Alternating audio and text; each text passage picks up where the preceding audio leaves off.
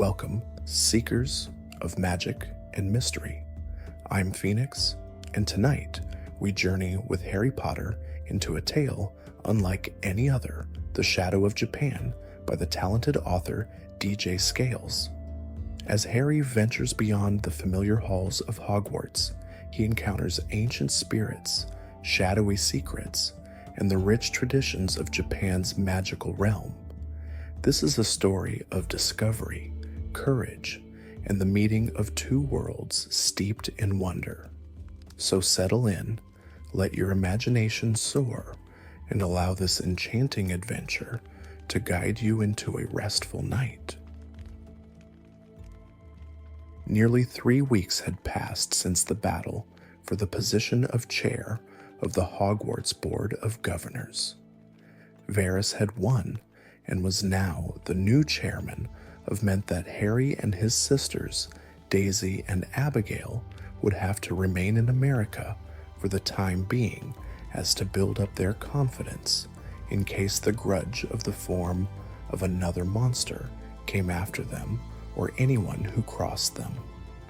They also had to fear for the lives of their Archean friends from primary school, such the Angels, as they were the only ones who made friends with Harry Potter and his sisters Daisy and Abigail, as everyone else was too scared of being beaten to Dursley and his gang to do so, and knowing the forces of darkness, a new monster would likely go after them to remind them why being friends with anyone D would land them in the hospital.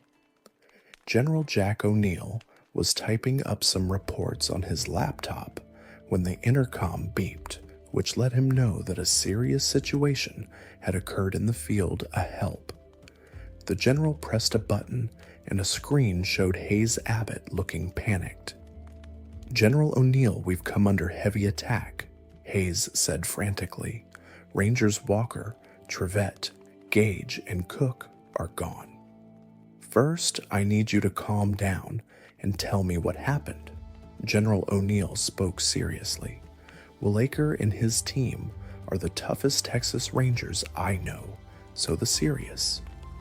The forces of darkness sent a new army to attack the Red Cells and the relatives of all the Red Cell members, as well as anyone brave enough to help," said Red explained. "I don't know how it happened, but somehow they drained energy from Walker and his team and transported them somewhere. I managed to get awe energy myself, and the forces of darkness are everywhere." "Okay, let me see if I can get into contact with Walker and his team," General O'Neill spoke as he began typing. "It's a long shot, but if I can just activate the still be in communication range. Rangers Walker, Trevette, Gage, Cook, do you read me?" "We read you, General," Walker spoke. "I take it Hayes Abbott told you what happened." "He said that you've been transported somewhere," General O'Neill said. "We're in some sort of prison dimension," Sydney said. "We think our cannon is after all the Red Cells. And if he were to face the Archeans in battle, he'd likely force them to trap anybody powerful enough to help in the Omega dimension," Gage replied. "Our comlinks are low on power and we're low on energy," said Trevette, finishing up the conversation.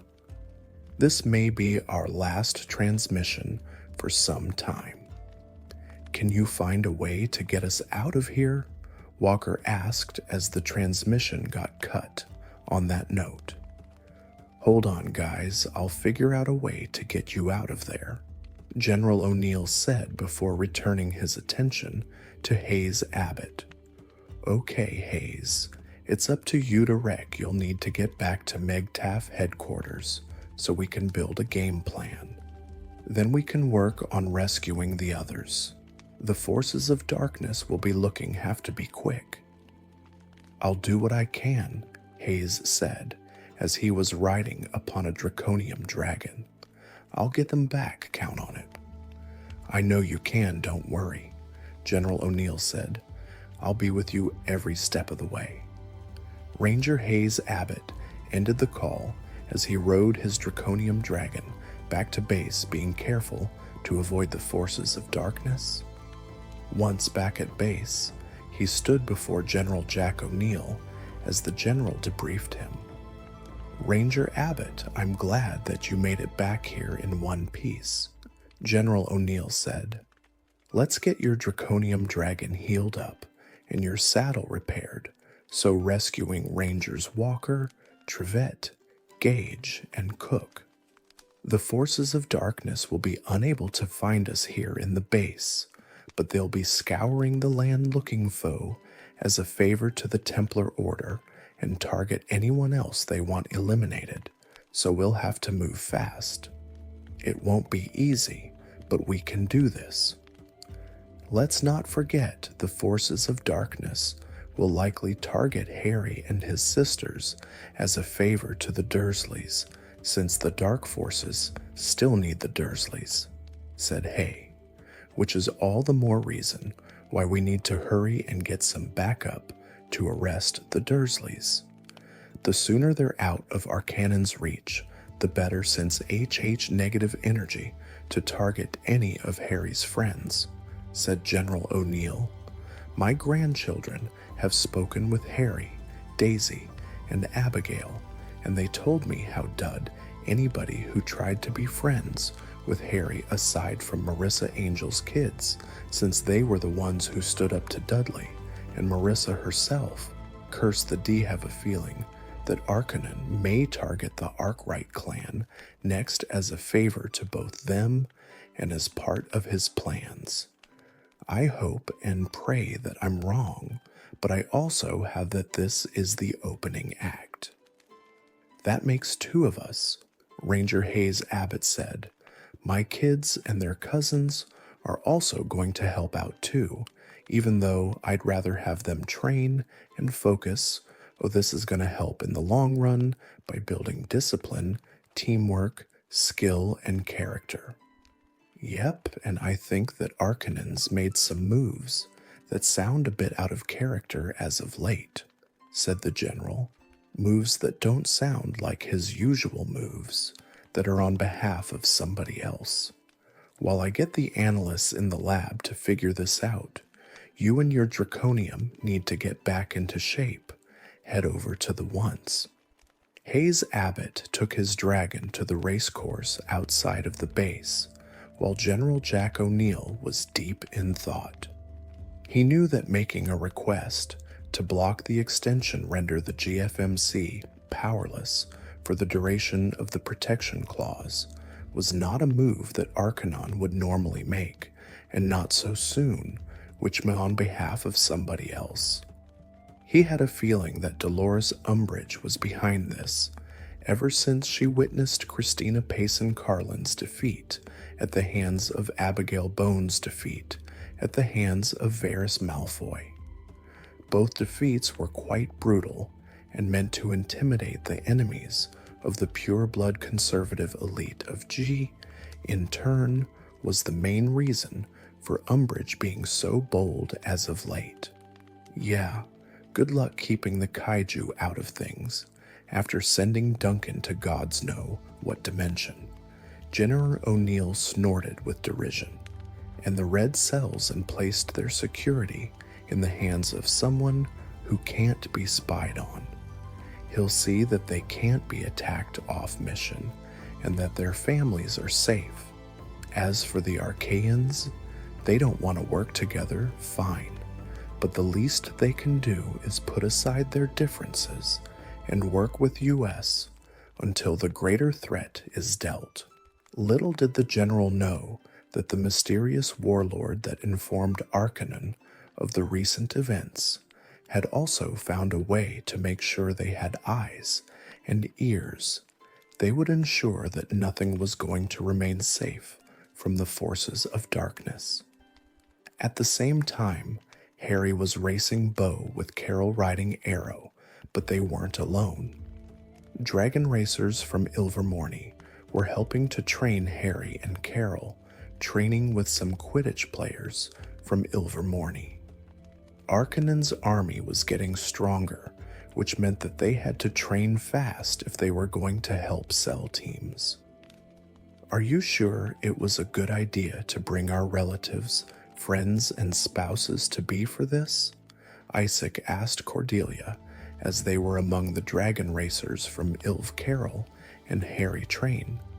Arcanon has probably figured out their connection to us by now, and considering we don't have Duncan with us for the time Bane and I have been captured, Arcanon's taboo curses are working overtime and getting stronger and stronger, so I don't want to know what Arcanon has in his giant arm fleet, and frankly, I'm terrified beyond rational thought.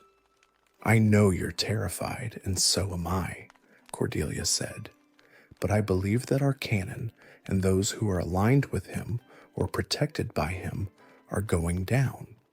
The are that once we rescue them. The real problem is Arcanon probably has the Dursleys in his main headquarters, which means it'll be impossible to capture them in justice. Moving enemies and terrorists out of U.S. jurisdiction is Arcanon's way of spitting and shitting right in the face of America and showing them that nothing and them, Isaac spoke. And by them I mean Arcanon, the forces of darkness, and all of America's enemies. With all the negative energy that's been spiking since brutal beatdown at the hands of Varys Malfoy, the darkness is spreading, which means we'll have to open portals to rescue the Red Cell members. Again, you make a good point, but the main problem is that with all the negative energy covering the planet, and Arcanon's armies scouring the land, and Arca, powerful dark portal master, and warlord feared even by us arcane weapon masters, said Cordelia. The only way to rescue the Red Cell team is to open SM problem is that we'll need some dinosaur DNA to trigger the portals, since the Dino Masters have also been kidnapped, aside from Master Tyranno, and we can O at a time. It's our only option to make sure Arcanon does not catch on to our plans. Isaac and Cordelia nodded as they went back to training, hoping that their grandfather, General Jack O'Neill, had a plan. After hours of training, Cordelia and Isaac, along with the rest of their siblings and cousins, went to go see their grandfather. Ranger Abbott was present, as the them he had news to share with them. "Hey, Grandpa, got any good news for us?" Cordelia asked. "We could really use some right about now. I managed to find a way to free the Texas Rangers and rescue the other Dino Masters from the other dimension," said General Jack O'Neill. "The Dino Masters escape if we trigger the portal with dinosaur DNA. The problem is that the fossils for said dino DNA, according to Kepler, are scattered across the planet, and Poe dimension are unstable, which means we can only allow one Dino Master to escape at a time, hopefully with a Texas Ranger. Which means we'll need Jackie Chan's help, considering he's an archaeologist," said Isaac before looking concerned. "But what if we can't find enough dinosaur? The scientists led by Kepler of Section 13 already factored that into the plan," said the general. "They're already looking into alternatives just in case the dino destroyed. Once we free the Dino Masters, we can turn the tables and go after Arcanon's armies head on," said Ryan. "But we have another big problem, Aurora Sinistra." "I figured you'd bring that up," Zeus said. "I observed the staff as of late during the last school year, and I'm noticing that the professors in charge of the Corps on edge as of late, but Aurora is more afraid than usual. The thrashing she got at the hands of Kai and Arcanon's arrival, not to mention Abigail Bones' beatdown, Varys pretty much was the final nail in the coffin for her. That said, Grandpa Jack, what are we going to do about Professor Sinistra and the current situation. Her fear could undermine all that we worked for, considering Arcanon is harnessing the negative energy of his enemies, namely the fear of his enemies. Not to mention that due to whatever power Arcanon has, the portals are only stable enough to allow one Dino Master to escape, said Calla. Basically, Arcano us screwed. The rest of the group looked at General O'Neill for any answers to the issues presented. Then it's a good thing Megtav had these locked deep in the vault, O'Neill said, removing a cloth covering a velvet-lined tray on the table. Inside were about sized gems of various colors. Duncan acquired these on one of his dimensional side trips a couple years back. They're called the Energems. The original user anymore, and wanted them taken somewhere else for safekeeping. Each contains the power of a different dinosaur, so I'm told. They just need a little bio-DNA. Fortunately, the Dino Masters aren't the only ones with access to what we need. Several kaiju have dino genes in their DNA. Leviathan, Terax, Sauron, Armagdambalon. With the exception of Dambalon, they all happen to be on the short list of kaiju that Belloc has earmarked for red cell duty, and I'm sure Snake refused a request from his king, so getting the DNA should be no problem. True, but we're forgetting that Lord Arcanon is a dark portal master, Abigail Potter pointed out. What's to stop him from sensing any portals that open up and jamming all of them at once?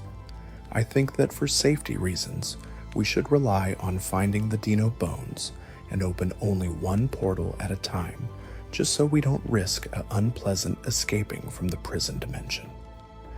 As much as I like the idea of opening more than one portal at a time, I think we should keep it simple to avoid what my sister just said, Daisy spoke. In Arcanon's battleship, Lord Arcanon was giving Voldemort's rudimentary form a tour of the ship and of the lab he used to get a sample of the elixir, that Bro also showing him a list of all the relic he and his team collected, which included the skeleton key, the Forge of Solace, the Gauntlet of the Gods, the Cosmic Staff Shield, the Grimoire of Elgante Price, the Bock of Scalos, the Crown of King Eric, the Journal of Secrets, the Locator Compass, the Seeker's Map, the Geno Scro Scabbard of Excalibur, which was currently holding Death Caliber on the Dark Portal Master's back. Welcome to our collection of relics, Lord Voldemort, Lord Arcanon said. As you can see, my team and I have been busy gathering relics, but there are some re-escaped our grasp. However, I entrusted a relic to Dolores Umbridge, the amulet of the chief god to be precise. Unfortunately, with your old magical guardian won her challenge, she put in the Truth Will Out bylaw in all of the magical schools and put in the Truth Will Out bill in all of the governments respectively. She also requested that all the measures favoring the purebloods and suppressing muggleborns and monster girls be disposed of for good. Basically, she finished Potter Alliance's work in the ministry much sooner than we expected. This is completely unacceptable, Lord Voldemort hissed, as Arcanon showed no fear of Voldemort having been his advisor and the brains behind Grindelwald A in the Second World War by giving them access to his technology and weapons. I thought you said Isma would fail like she did in the timelines your Mysterio us.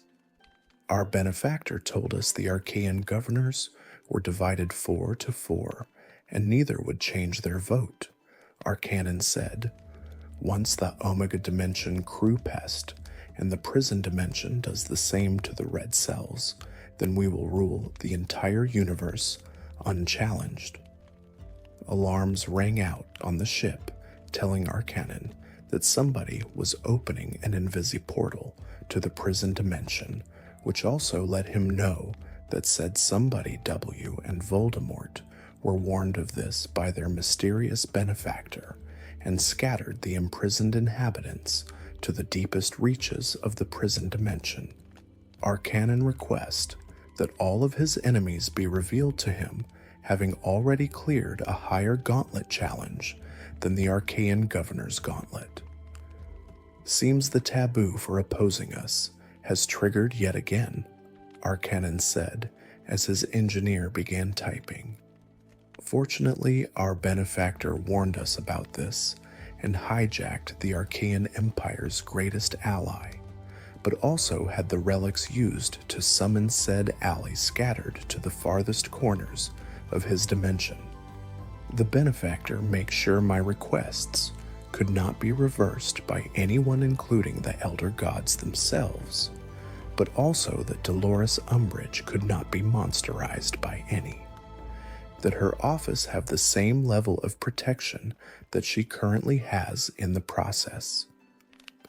Basically, for the rest of her life, she's untouchable due to the holy Amul. In her own words, those filthy monster whores can't turn Umbridge into a monster girl under any circumstances.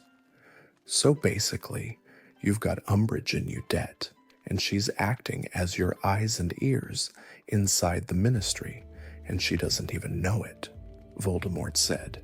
I ha' impressed so far, Lord Arcanon, but what do you plan to do about the portals to the prison dimension and the rescue attempt by those muggle fools to rescue Tease, banished there already?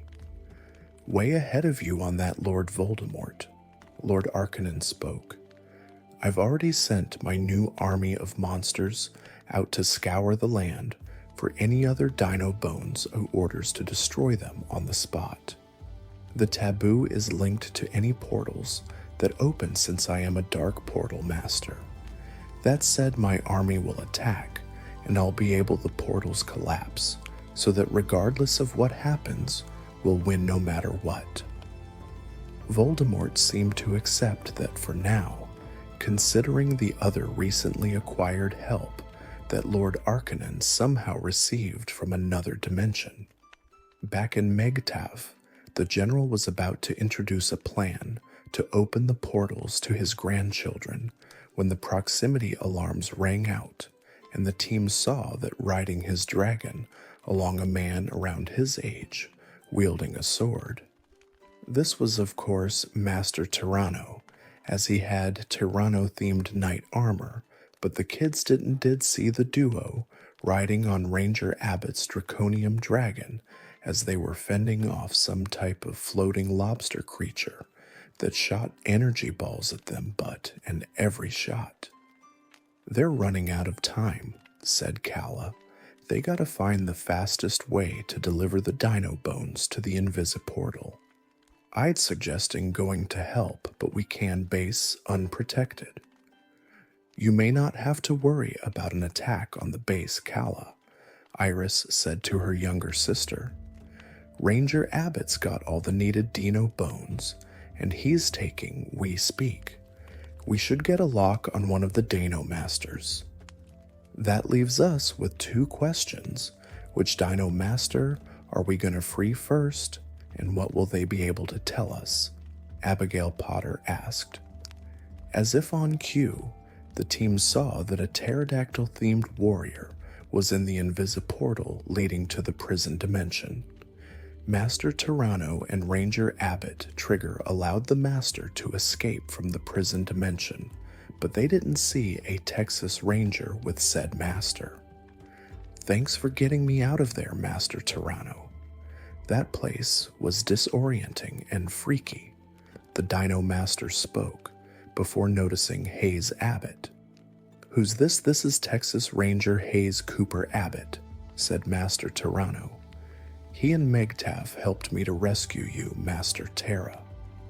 Welcome back, Master Terra, Ranger Hayes Abbott said to the Terra Dino Master. You're going to be a big help in defending the Earth from the forces of dark. Gonna be wanting to know what the heck happened, so we better go see him at once. Later on, the trio were before General Jack O'Neill and the rest of his family, minus Duncan, who was still trapped in the Omega dimension as they brought him was going on. And as you can see, General, we think that Arcanon's trying to come after the Dino Master, since we can channel our powers through the Mega Fury Saber, Ma. That's why we think Arcanon went after Myra, to prevent her from interfering with his plans for this year. Before I was captured, I overheard the Dark Forces about Yaxley and Malfoy's positions being secured, and then I was drained of my power and tossed into what I now know as the prison dimension, the dark for glowing orb. Does this mean anything to you lot? Yaxley and Malfoy, I don't know, but as for the orb thing, it might be a clue, said Hayes Abbott. What I do know is that we need to rescue the other Dino Maste Texas Rangers before the forces of evil power any more of those orbs. Perhaps General O'Neill and his family can shed some light on that, Master Tyranno said. We can.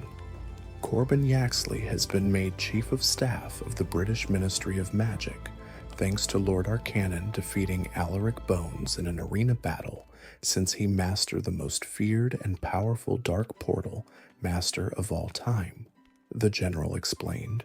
He's so deadly that even the Archaean weapon masters are afraid Malfoy, Varys Malfoy, crushed Abigail Bones in the arena, and now Hogwarts is stuck with him for 1 year as chair of the Board of Governors. That would explain why the conservative circles in the other nations, under the influence of Arcanon and the forces of darkness, have the Archaean weapon Ma in hiding, and why somehow the Archaeans said that the Hogwarts PTA is unable to pull the kids out from school for the duration of the year, said Master Terra. Need to find more Dino Bones to rescue the other masters. And we still have no way to rescue the rest of the Texas Rangers, said Ranger Abbott, and if Arcanon found out about this portal somehow, then you'll bet he other portals we try to open up. There is an easier way to get the dino DNA needed to free the other Dino Masters, said General O'Neill. As for the Texas Rangers, we'll have to work on that. Anyway, we'd better keep searching for answers, said Leilani. Something's bound to turn up. Perhaps we should work on finding the assassin dens before T-Darkness start attacking those next.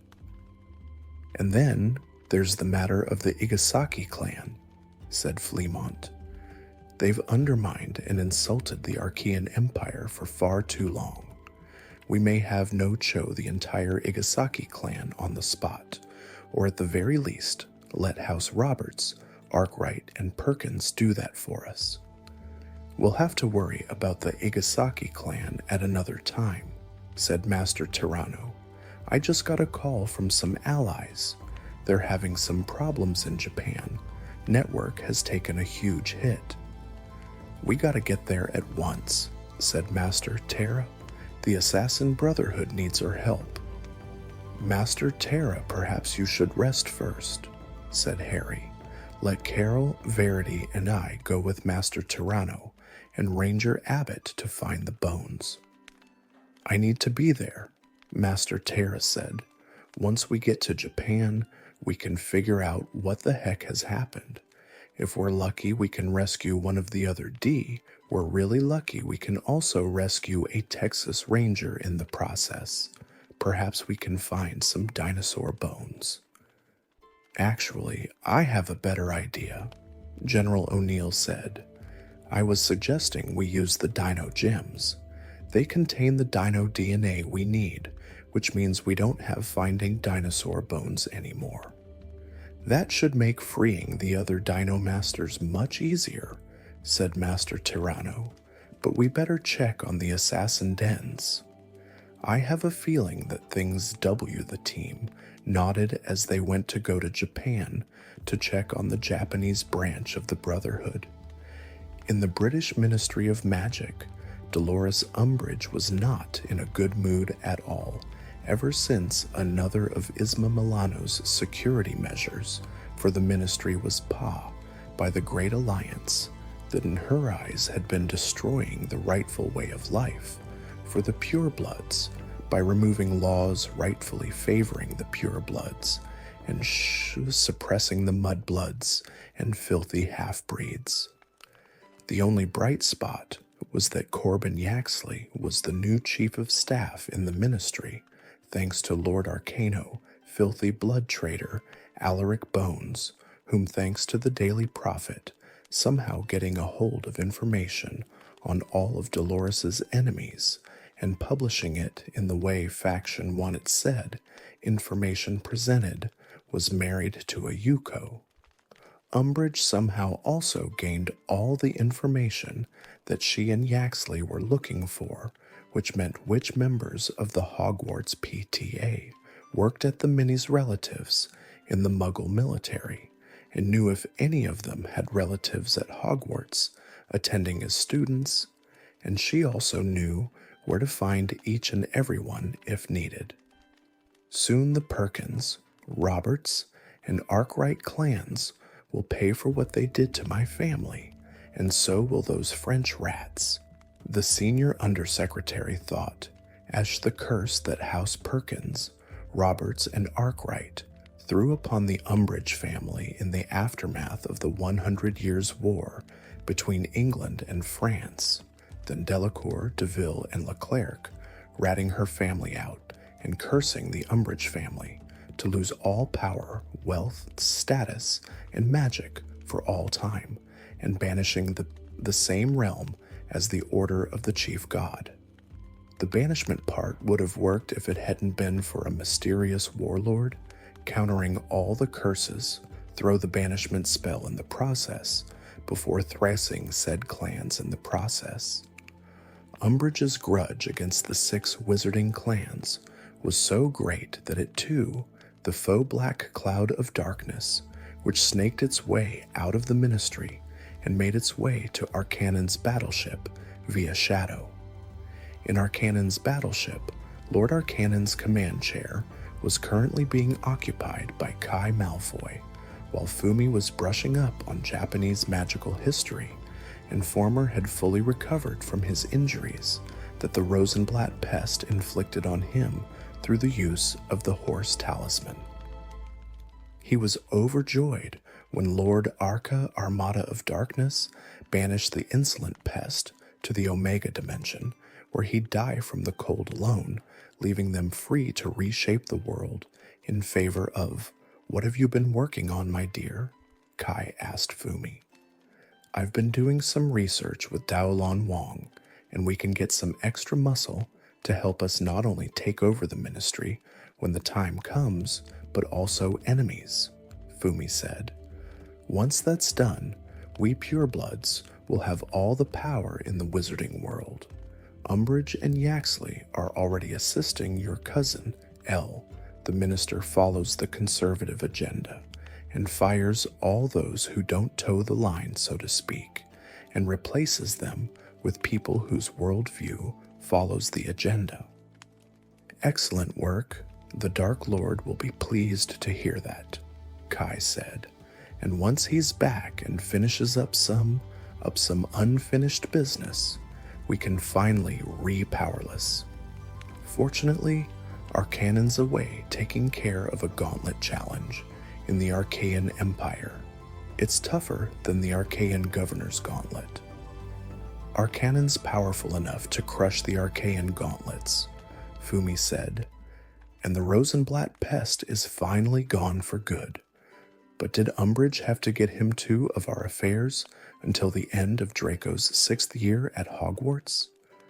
"Arcanon only did that to get Dolores Umbridge to help us," Kai said. "She is our eyes and ears inside the ministry as senior undersecretary, and while Yaxley M fire anybody this year, she can remind Fudge that he also has the power to hire, fire, or suspend ministry employees. And the Hogwarts PTA is in for a brutal as who gets through. After all, they're about to learn the hard way why nobody crosses us and lives. Fumi smiled as this year was the year where they'd unleash the full fury of the forces of darkness and bring back a shadow from Japan's past. Duncan awoke with a start and shook his head to clear it. The last thing he remembered was being pulled into the swirling vortex of a dark magic portal. It was cold. So cold, in fact, that were it not for the intensity of his inner fire, he would have been frozen solid immediately. He shot a flare fireball upwards to see saw only a frozen plain, at least as far as the firelight would reach before it went out. Growling in mild frustration, he switched his vision to infrared. In most D, nothing but the same uniform cold, until he saw a slightly higher temp in the distance. Extending his wings, he flew toward it. Arcanon and the Malfoys probably thought this realm would kill me on arrival just from the cold, he thought to himself as he flew. I will show them just how when I get home.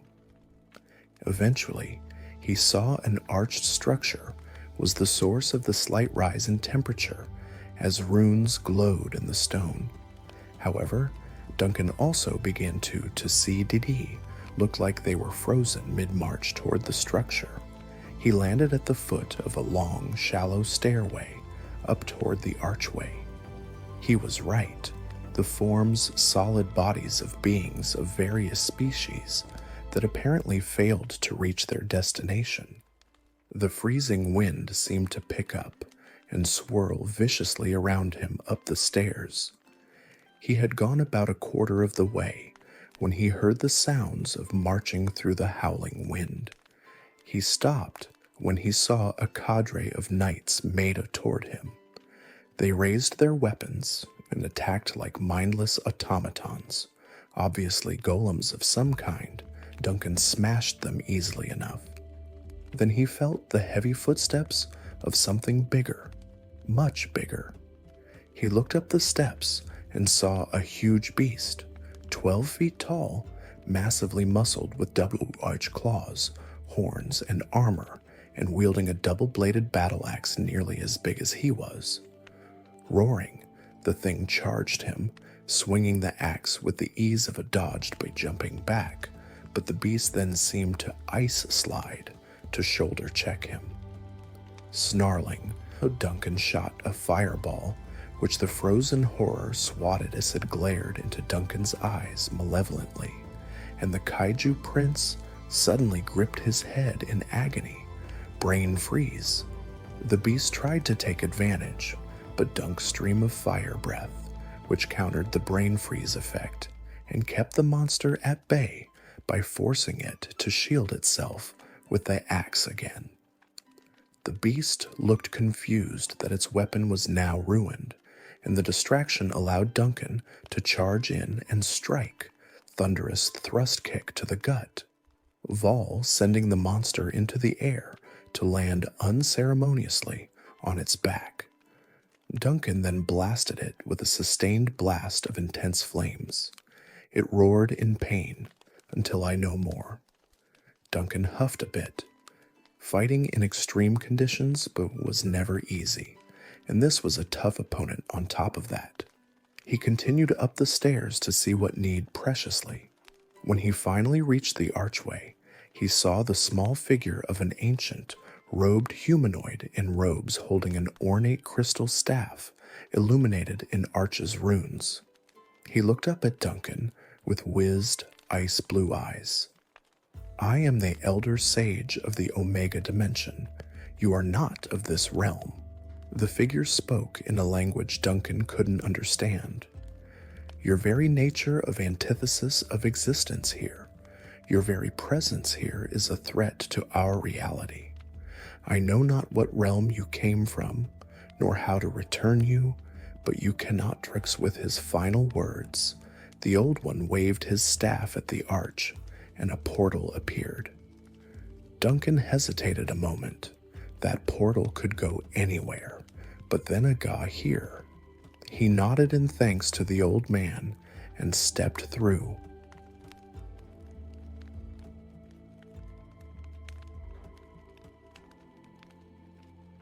Chapter 2. A New Adventure Begins. Duncan Rosenblatt emerged from the dimensional portal that the Elder Sage of the Omega Dimension opened. He hoped he was back in his home dimension. He was not, as this was a medieval realm of magic.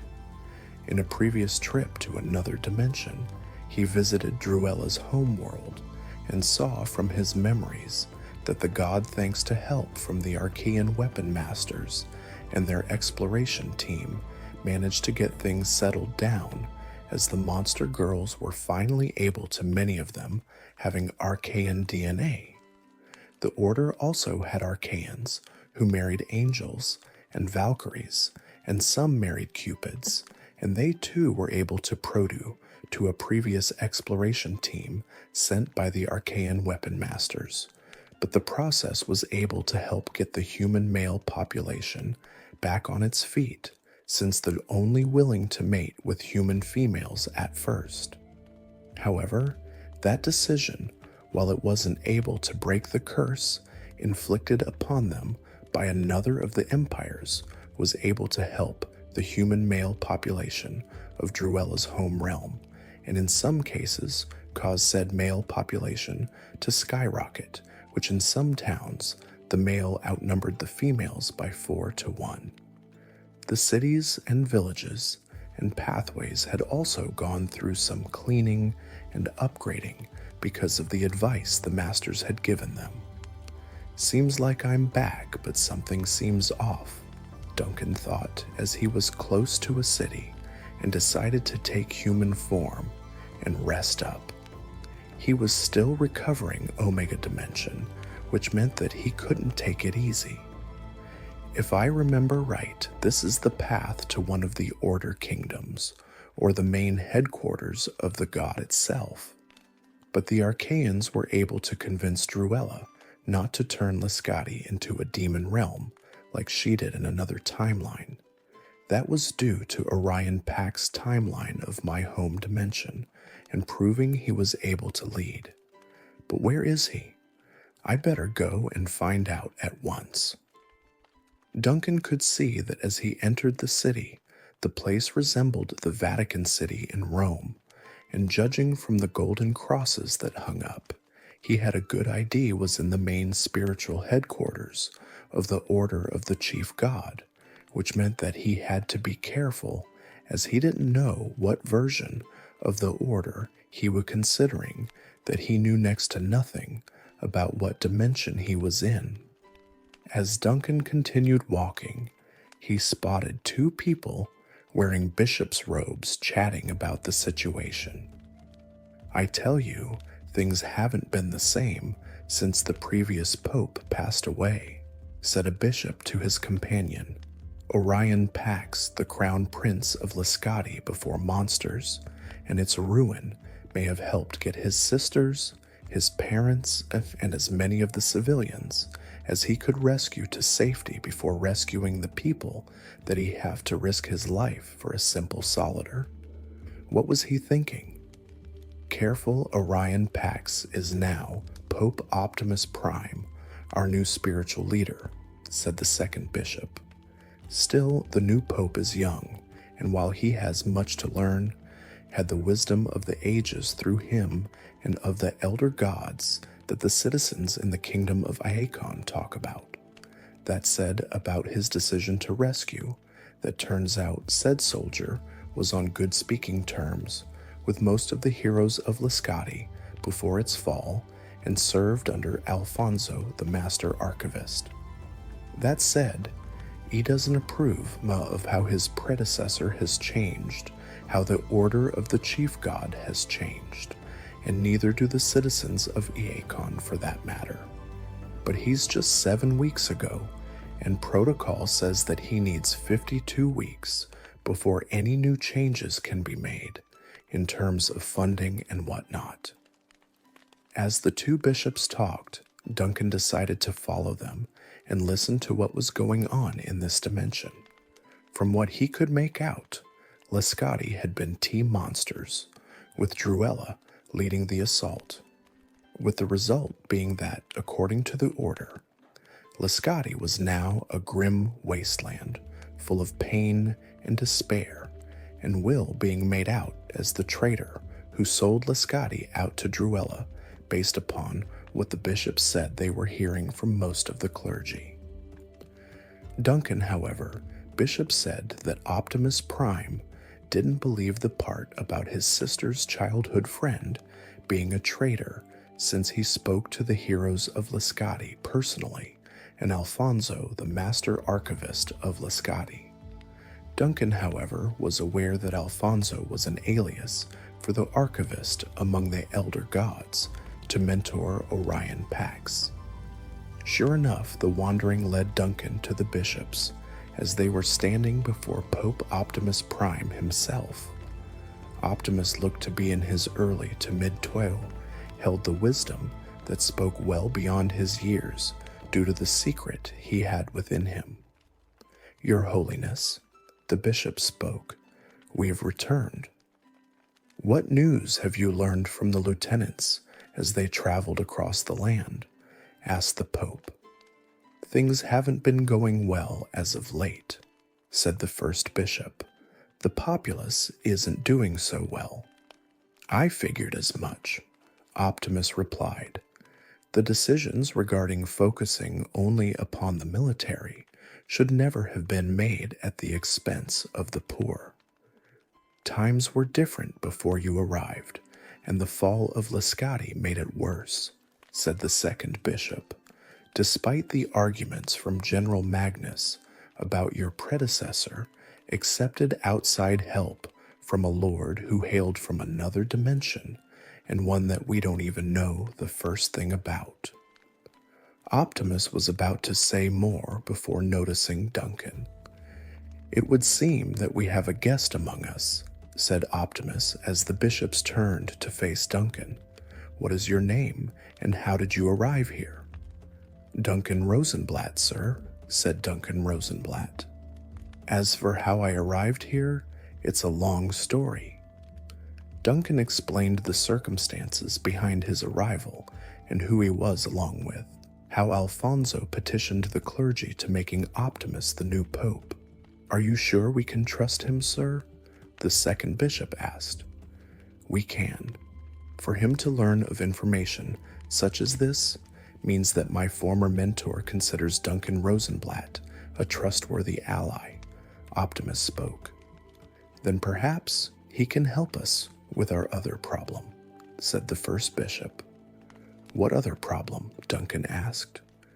"It's a long story," Optimus spoke as he explained all that had happened so far. Duncan listened, as in the past the Order of the Chief God protected monasteries and convents from bandits and thieves, helped villages recover from plagues, natural disasters, and drove off any monsters that came too close to human settlements. The populace always seemed happy to see them arrive, thanking the assistance in their time of need. The order had its share of overly devoted zealots and corrupt hypocrites even back then, but there were also plenty of good, genuinely wanted to make the world a better place. There were nuns running orphanages, frequent charity drives to help the poor, and there were even Akka soldiers replaced their swords with hoes and helped farmers till their fields. "Sounds like the order was focused on protecting humanity," said Duncan. "The order was doing exactly that," said Optimus. "Unfortunately, all good things came to an end." Duncan listened as Optimus explained that not long after the fall of Lescati, things began to change. Instead of helping the populace, the Order's focus shifted monsters wherever they appeared. Taxes were drastically increased, voluntary recruitment was replaced with mandatory conscription, and the common folk W any food and resources the Order demanded for the war effort. The happy faces of the populace all disappeared, replaced with looks of hunger, resentment, A Duncan growled as Optimus continued to explain, and noticed the bishops also had sad looks on their faces about the state of affairs. As they added to the expo, the orphanages found their budgets suddenly slashed, and some were even forced to close their doors. The good, pious men and women of the order were now replaced with cold, unrelenting zealots.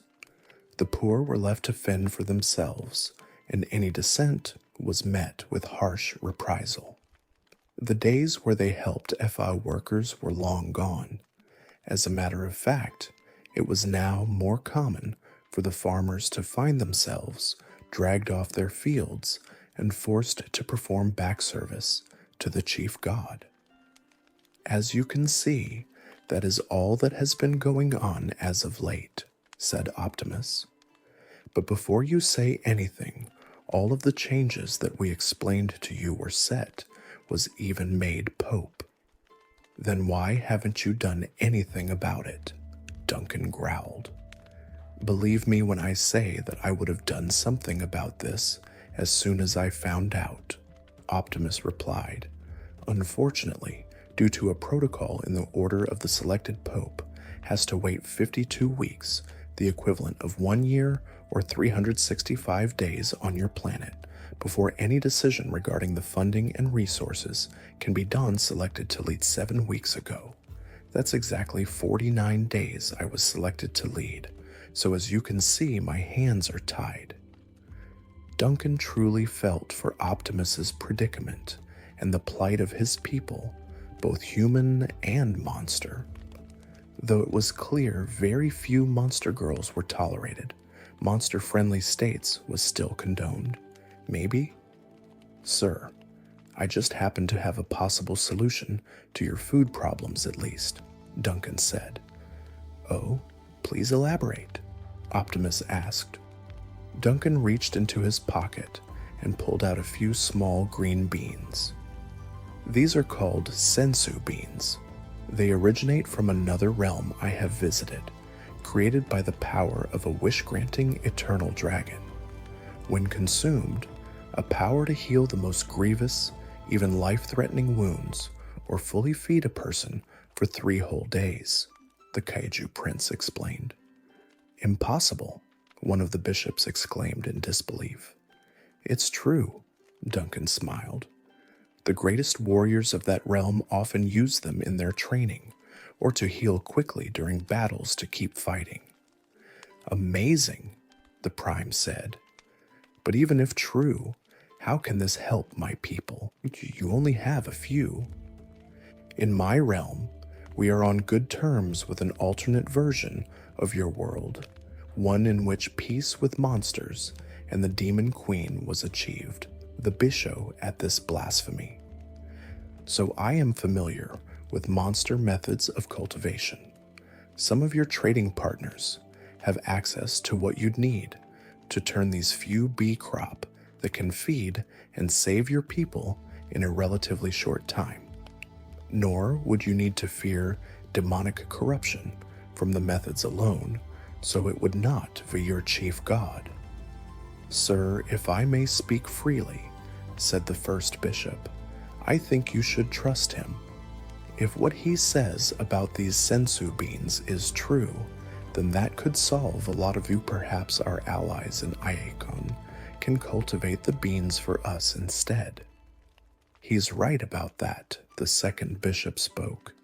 Iacon has been helping us so far in the past, but they made it clear that under no circumstances is the Ord attack neutral nations without a reason, even though Iacon does business with monster-friendly nations as well, something which your predecessor condemned as did his advisor to the military.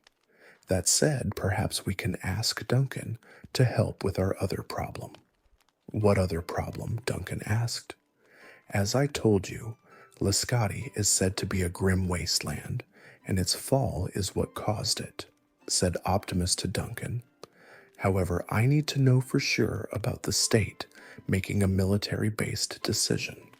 The one saving grace, is that I can still make decisions regarding the military, despite having only been Pope for only 7.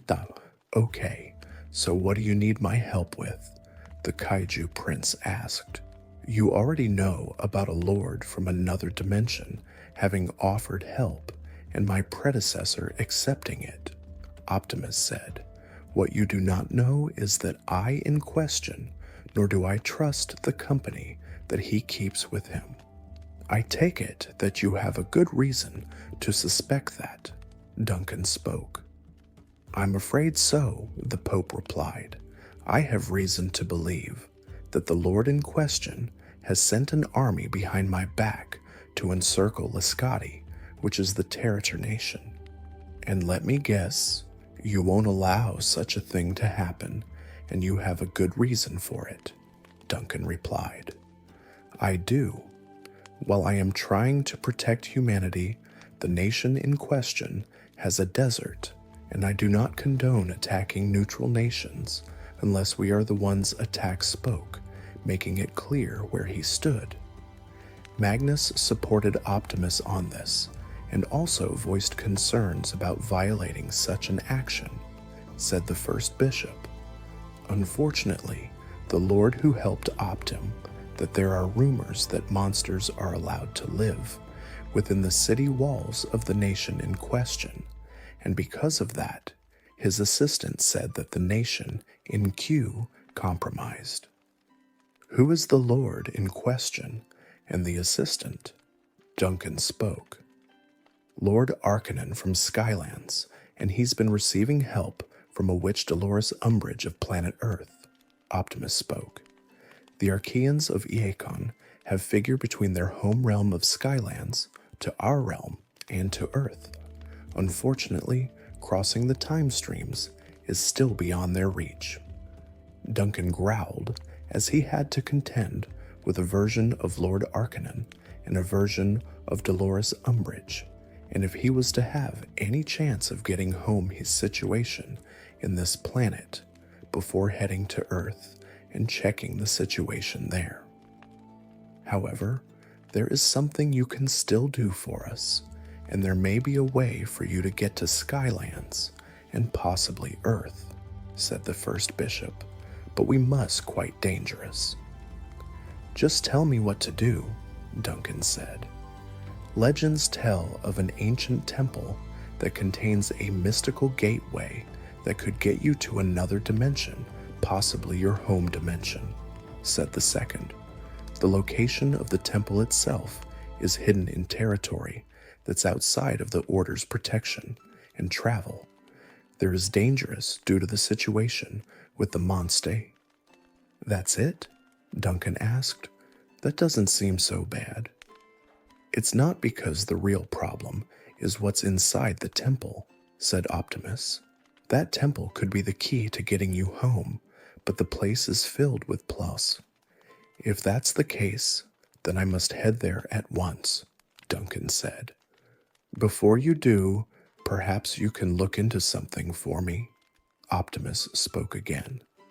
As you know, my predecessor teamed up with Arcanon and Dolores, but if proof about the state of their home realms and information about what happened to the previous pope, then I can end the alliance that my predecessor began.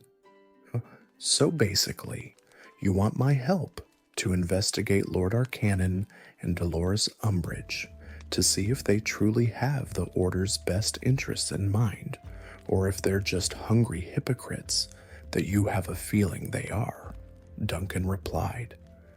That is correct, the Pope said. I also need you to check on the state of Liscati while you are at it, as well as the other locations protected by the Order. Despite Magnus's instructions, the cities themselves are not doing so well. Consider it done, but I'd like a place to rest first, said Duncan. Very well, Optimus said as he had the second bishop guide him to a room to rest up. Sire, do you think it is wise to ask Duncan Rosenblatt to help us with this situation? Asked the first bishop. I can sense that Duncan is a trustworthy ally and that he can be the help we need, said Optimus. However, I do sense that Eakon could be in grave danger. See happened to Liscati. Regardless, I do not trust Arcanine or Dolores at all, and if my suspicions about them prove true, we may need Duncan's help to resolve this. The first bishop understood, knowing that Optimus was right, and he wouldn't make a move without a reason. Meanwhile, in Duncan Rosenblatt's home dimension, the team were in Japan, while Masters Tyranno and Terra were still at Megtaff's base. It took a bit of Persu. Masters understood that they had to recover, and that Isma wanted to test something with the Mega Fury Saber. On the same token, the team in Japan consist Verity, Isaac, and Cordelia to rescue another of the Dino Masters and examine what happened to the Japanese branch of the Assassin Brotherhood. This time, the Dino gems along to trigger the portal, but they had no way of knowing if the gem was even ready or if the portal would hold. "This is it, everyone," said Isaac. "Welcome to Japan, land of the rising sun, and home to some of the best anime, manga, and live-action TV shows ever created. Information that Grandpa Jack gave us. The Igasaki Ninja Clan and the Shiba Samurai Clan reside in Tokyo, along with another clan of ninjas, known as the Wat-On, and operate the Watanabe Tugboat and Salvage Company, and work hand in hand with the Jodo Railway run by the Shiba clan.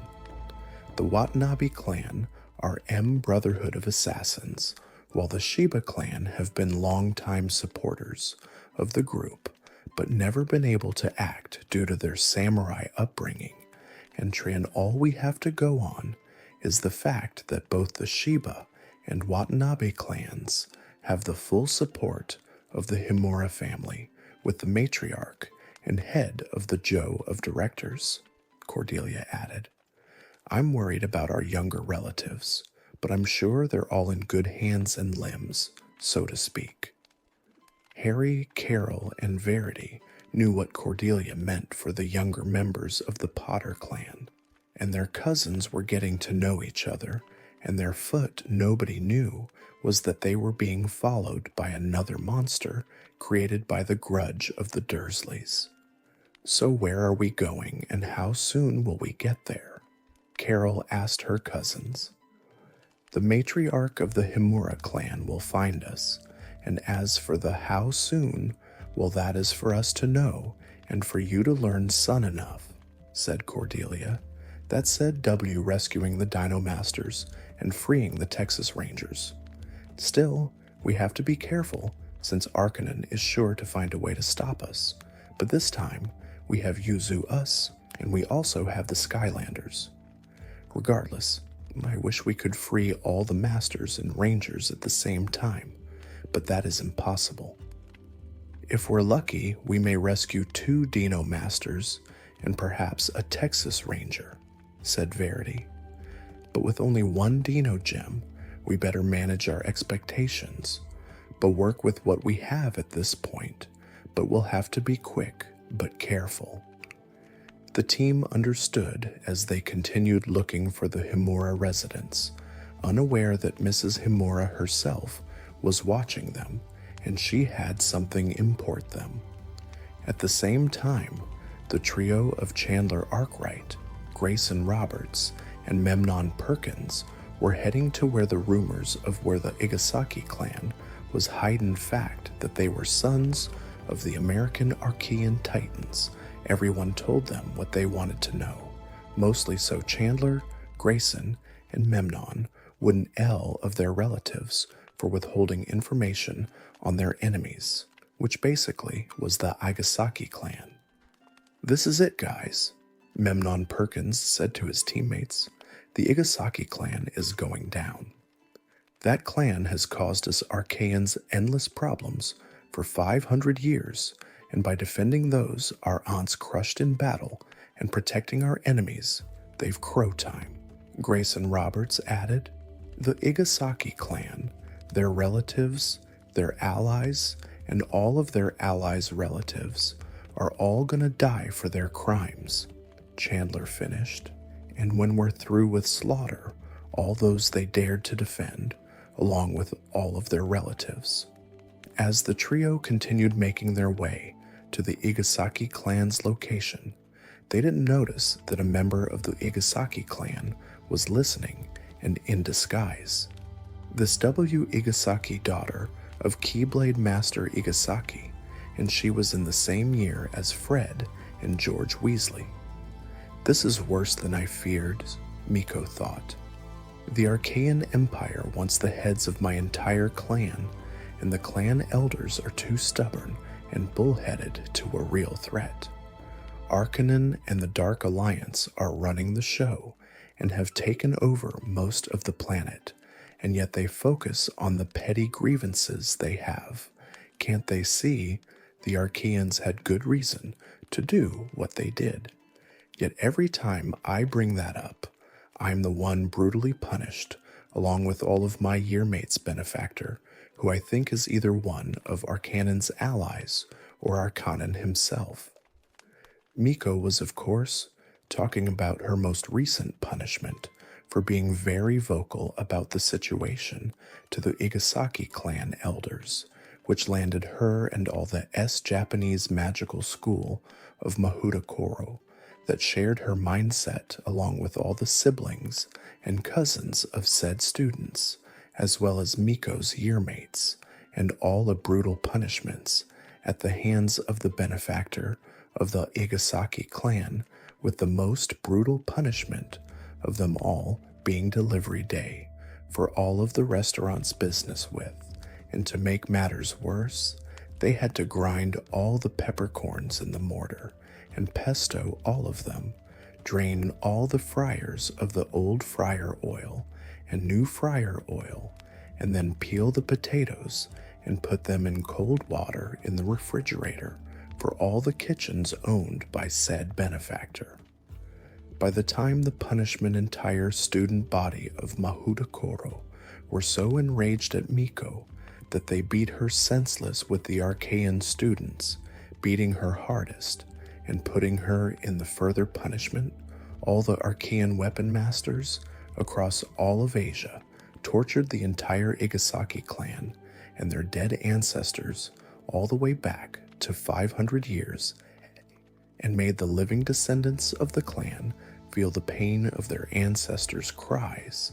And to twist the knife even further, the clan elders said that that's what they do to them, and why they have such grievances against the Archaean Empire to begin with, and why they should trust the benefactor. And only the bee Miko shuddered from the beatings and the chewing out that her great uncle had given her, since as head of the clan he was in charge, and there was little that about it. All she could do was find Megtaf and hope they could help her out.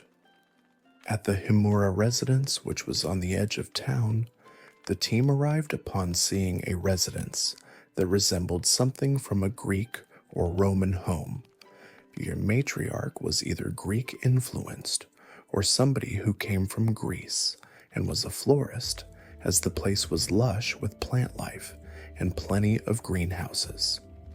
T-way to the main house, and on cue, the doors opened to reveal a raven-haired, buxom Englishwoman wearing a kimono that did little to hide her curvy and buck's shapely legs. She was showing off, as said kimono was flower-thumbed and came only to her thighs. "Welcome, friends. I am Lady Gwendolyn Himura née Roberts, matriarch of the Himura clan and head of the Johto Railway's board of directors," the woman Espo herself to the team. "I'm sorry that Japan is in such a state for your visit, and I wish you were visiting under better conditions. Japan is usually a land of beauty. Darkness has taken root and corrupted the land of the rising sun, and you can see the result before you."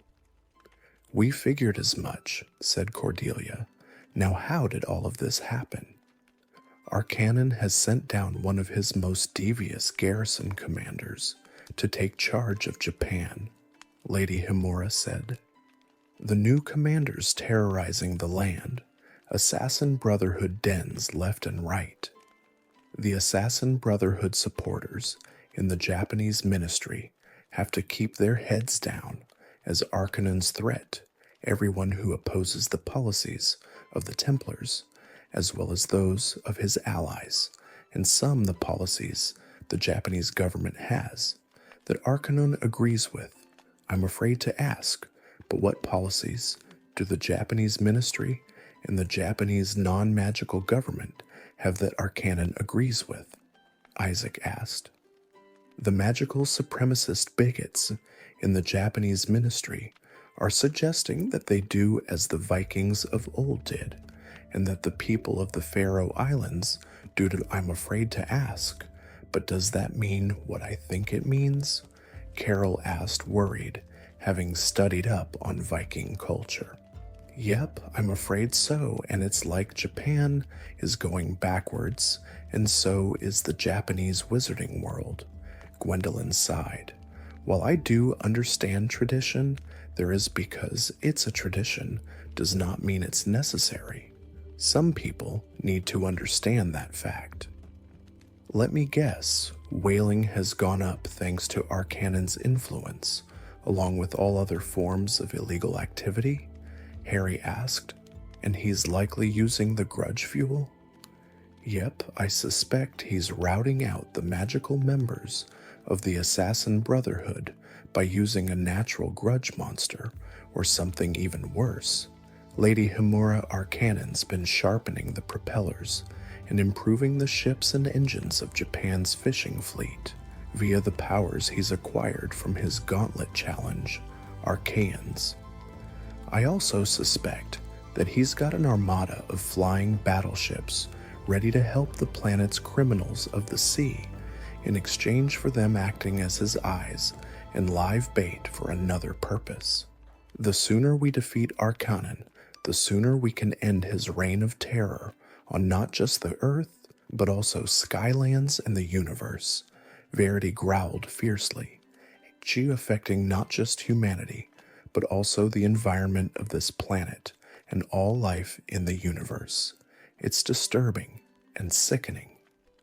Harry, Carol, Isaac, and Cordelia all knew that Verity was all for protecting those that couldn't protect themselves and took care of magical creatures since they elective.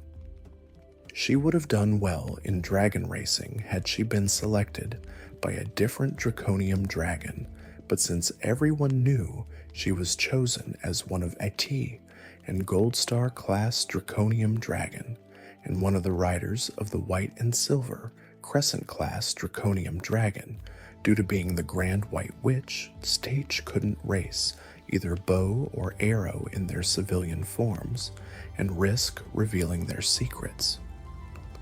On a different note, how is astronomy class going for you? Gwendolyn asked. I can guess that the enchantment that the Archaeans put in the astronomy tower above the London Planetarium is working out well, which means astronomy is much better than it was years ago. Astronomy class itself is not the problem, said Verity. Unfortunately, things with Professor Sinistra are not going so well. Aunt Margaret's had to listen to her staff, and students keep their heads down and avoid the wrath of Arcanon and the bigots. I'm not surprised. Gwen sighed as she heard what Verity said about Aurora Sinistra. Aurora's been taking the approach that's helped her to survive concades to be impoverished, and Arcanon told all the rich pureblood bigots about that. That in turn has also been the case with Severus Snape. He's from Spinner's End in a former industrial town. Either way, the place makes a good cover to hide from the magical bigots looking to hunt down their enemies. Shame we can't sue P anymore for that purpose, due to Arcanon having cursed the entire place. Arcanon would have done that as a way to help the Dursleys turn all of Surrey against any arcane weapon masters or wizarding families in general that moved. He's also done the same for white supremacists whenever a non-Wall family moved into the town, but the known whites in question happen to be members of Brotherhood, and some have Archaean DNA. It also helped that the Archaeans forced the Truth Will Out bill in all the Muggle governments and most of the Magic the Time, and forced the Truth Will Out bylaw in all the Muggle schools and most of the magical schools. Only Durmstrang lacks the Truth Will Out bylaw, but Yuin is to blame for that. Once Duncan returns and eliminates Arcanon, we can finally start to destroy Arcanon's criminal empire across the universe and the Malfoys' criminal empire.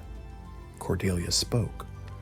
But before we do that, let's go and rescue the rest of the Dino Masters and Ranger Walker and his team. Now that we have the Dino Gems, which rescue next? Personally, we might want to choose wisely, but also try to rescue 2 Masters. I vote we rescue Master Tyranno and Terra's old friend Master Tricia next, and rescue Master Ankelo, said Carol. Masters Tricera and Ankylo often work to Stego, Saber, and Raptor to combine powers. I believe that is our best course of action. Let's add rescuing Masters Stego, Saber, and Raptor to the list, and figuring out how to support the Shiba and Watanabe clans, Isaac suggested. The sooner you realize that at this point, we have to do something to hit back against the forces of darkness and present the Archaean weapon masters with a strong case. What little Duncan said, the Archaean weapon masters are dangerous to cross, and the only one they're terrified of more than anything is Lord Arcanon himself. T has the Dursleys with him. He can aim their hatred of anything that's not normal in their eyes at anyone that's allied to us. Let's not forget that we have another headache to deal with, Carol said gravely. In addition to Arcanon somehow making a monster out of Dudley's negative it upon anyone close to Harry, due to Dudley beating up on anyone who tried to get close to Harry with the help of his gang. The only ones brave enough to star are Marissa Angel's children. Very true, but as for our other headache, the Igasaki clan have caused the Archaean Empire countless years of problems all the way back to the Sengoku period said. I wouldn't be surprised if Chandler Arkwright, Grayson Roberts, and Memnon Perkins each brought their eldest kids along to eliminate the Igasaki clan on the trio themselves in the process. When all is said and done, we'll let them hunt down the Dursleys and eliminate them. Eliminating bigots is the best form of entertainment, especially when they're eliminated by those they hate the most. Cordelia laughed loudly. Eliminating anyone in general is usually quite difficult and should only be done as a last resort, Gwendolyn added. But we're not talking about eliminating PE, about eliminating servants of bigotry and hate. Harry, Carol, and Verity were deeply shocked at how casually their American cousins were talking about eliminating their enemies, but even more so that Gwen all of what was being said and suggested ideas herself. But little did they know that Chandler, Grayson, and Memnon were doing exactly what Isaac said they'd. At the same time, Miko Igasaki was on the run as she was facing down the combined wrath of Chandler, Grayson, and Memnon's eldest children, all of whom Lou year or more above Miko, and being Archaeans mean that if Miko made a misstep or insulted them in any way, she'd be kissing her very existence, as well as her existence goodbye, based upon all the problems they caused. Can we talk about this? Miko spoke as the trio of Archaeans glared hard at her as they were ready to beat her to a pulp. I guess not. The trio of Archaeans advanced upon her, ready to pound her and her entire clan senseless, as Miko pulled out a smoke bomb and tossed it, blinding the trio with escape.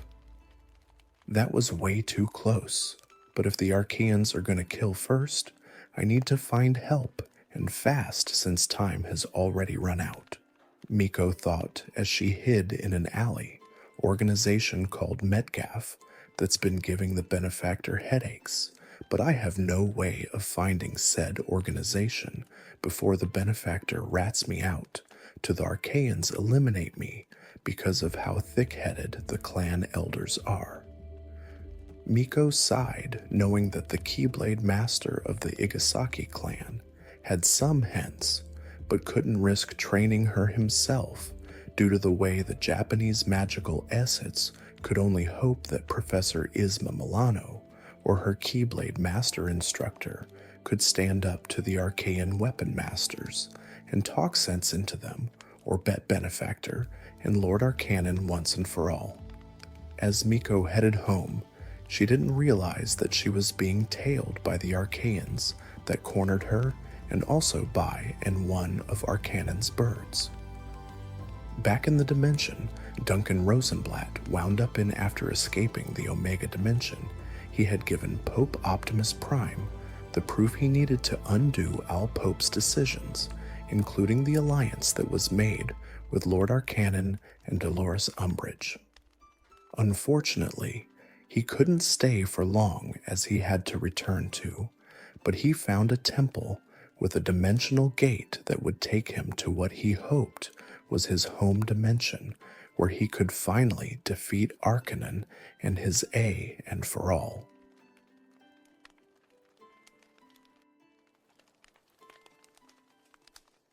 Chapter 4, Samurai Zurgane.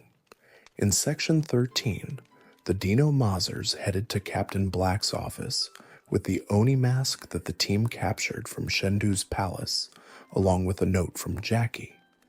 Captain Black's office should be up ahead, said Master Tyranno, as the Tri found Captain Black talking to General Jack O'Neill and Junior Archean Governess Lou Archaeans, and Princess Luna was leading the discussion.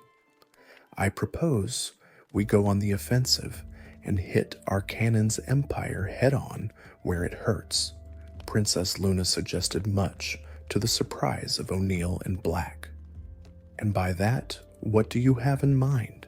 Captain Black asked, since he and O'Neill knew the junior Archean governors were ready to go on the offensive with T-Strike.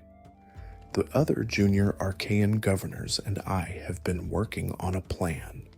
The junior cosmic Archean governess spoke, and we were thinking of attacking the great idea, Your Highness. General O'Neill said, attacking the wallets of not only Arcanon, but everyone aligned with or protected by him is a great start and message that Earth is starting to fight back. Excuse me, but we couldn't help but overhear something about attacking Arcanon's wallet and finances.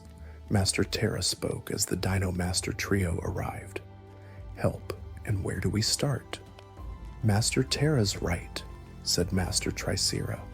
Arcanon's organization has a lot of funding sources for dark money, arms dealing, and trafficking, drug trafficking, extortion, blackmail, etc. Correct, but we only need one to start, or perhaps even two, Cosmic Archean Princess Luna replied. It involves one of Arcanon's high-ranking staff, known on an illegal gambling den, Milan, Italy, and this. The team saw the soccer ball Princess Luna was holding, and for Master Tyranno, it clicked right away, knowing what this was about. Okay, I get the first source, but what of the second source? Master Tyranno asked. Way ahead of you, Master Tricera, said Princess Luna. The second source involves another man known only as Le Chiffre, and a casino known as Casino Roya. Okay, does anybody want to explain what all of this means? Master Terra asked. I think I get what Luna is saying and what her plan is, Master Tyranno said. Arcanon's organization is using max fixing as a source of funding dark money. Yep, and the merchant places large bets, gets corrupt players to throw the games in his favor, and wins large sums of money which go into future Dark Invitium Luna of the Cosmic Archeans. What about this Le Chiffre? Captain Black asked. Shouldn't we capture him too? Let's not get greedy, Captain Black, said Master Tricera. First order of business is the Oni Mask quest. Once we get a way to locate the masks, we can start to finances. Which brings us to this, said Master Terra. Jackie wants the mask locked in the vault at once. He also told us to tell you not to let anybody wear it, and that Uncle, Kenny, and Keyblade wielder Miko Igasaki are currently in Japan searching for a lead to the next Oni mask, and they're in the Himura residence. Master Tyranno presented the letter Jackie wrote to Captain Black, which contained information about the Oni mask and where they happened to be at the mom in the Himura residence. The Chans, along with Kenny and Miko, were going over all that had happened with Gwendolyn, Himura Nay Roberts, and her husband Kay. They were going over copies of ancient scrolls. So far, the scrolls didn't have much to go on. It's a good thing I'm on good speaking terms with the museum director and that I was able to make copies of the scrolls, Gwendolyn said. Not to mention, T husband is the last descendant of the Chi wizard samurais that defeated Terakudo and his generals, or this would be a nightmare. Either way, I'm able to spee reading ancient Japanese is tough enough. My husband is away at the shops, so he can't help at the moment, and from what I'm seeing so far, Tohru's Japanese and Kini are new to the language, so this is tough. Karaoke break anybody? Jade asked. Jade, the fifth rule of research is patience, Jackie spoke. Can you not read any faster, Tohru? Uncle asked. Cobwebs are forming on Uncle, and can Kenny and Miko not help Tohru read any faster? My Japanese is rusty, Sensei, Tohru spoke. I'm afraid Gwen has a point on that. I'm still learning how to read ancient Japan, Miko spoke, and I live here. This would be so much easier if we had the language amulet, Kenny spoke. It's a powerful relic of the elder gods that allows the wearer to read, speak, and language.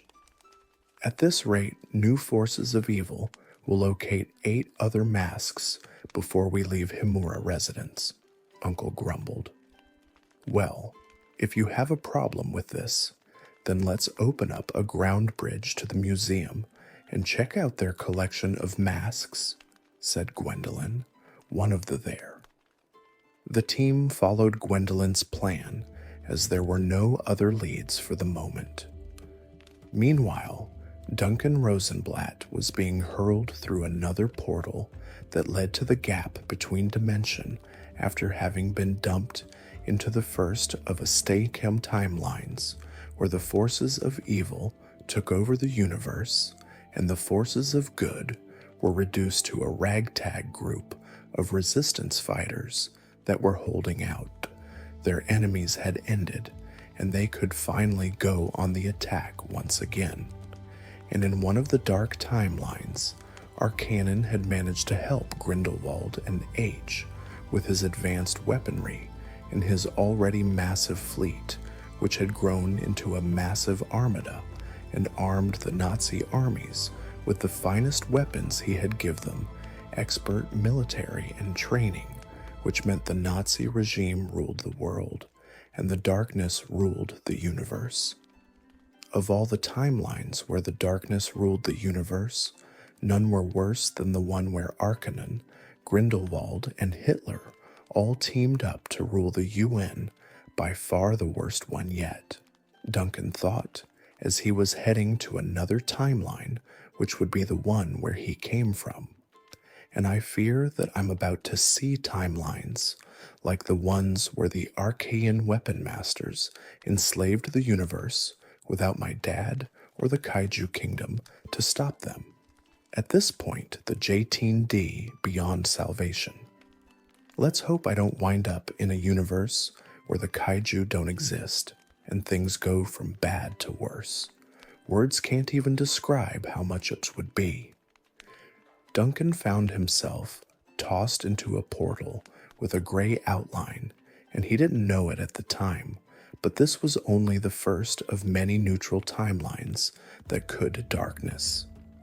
When he emerged, the first thing Duncan found was that he was at Hogwarts, but something seemed different. Duncan decided to take a look around to see which he found himself in the Great Hall, and to his surprise, the house tables and benches were missing, as was the faculty table. Instead, a big circular table was indeed enough to hold the entire faculty, and that meant all the adults present.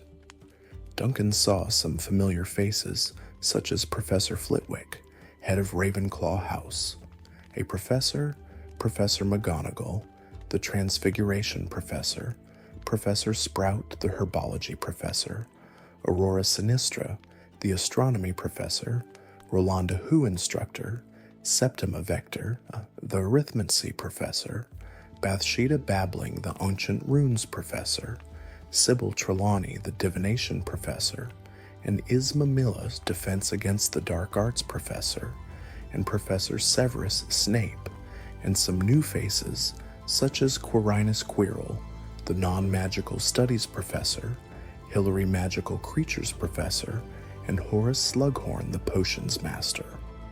Aside from the teaching staff, there was the school nurse Poppy Pomfrey, the gamekeeper Rubius Hagrid, Argus Filch, the caretaker, and the librarian Irma Pin Dumbledore's personal secretary, Miss Spencer.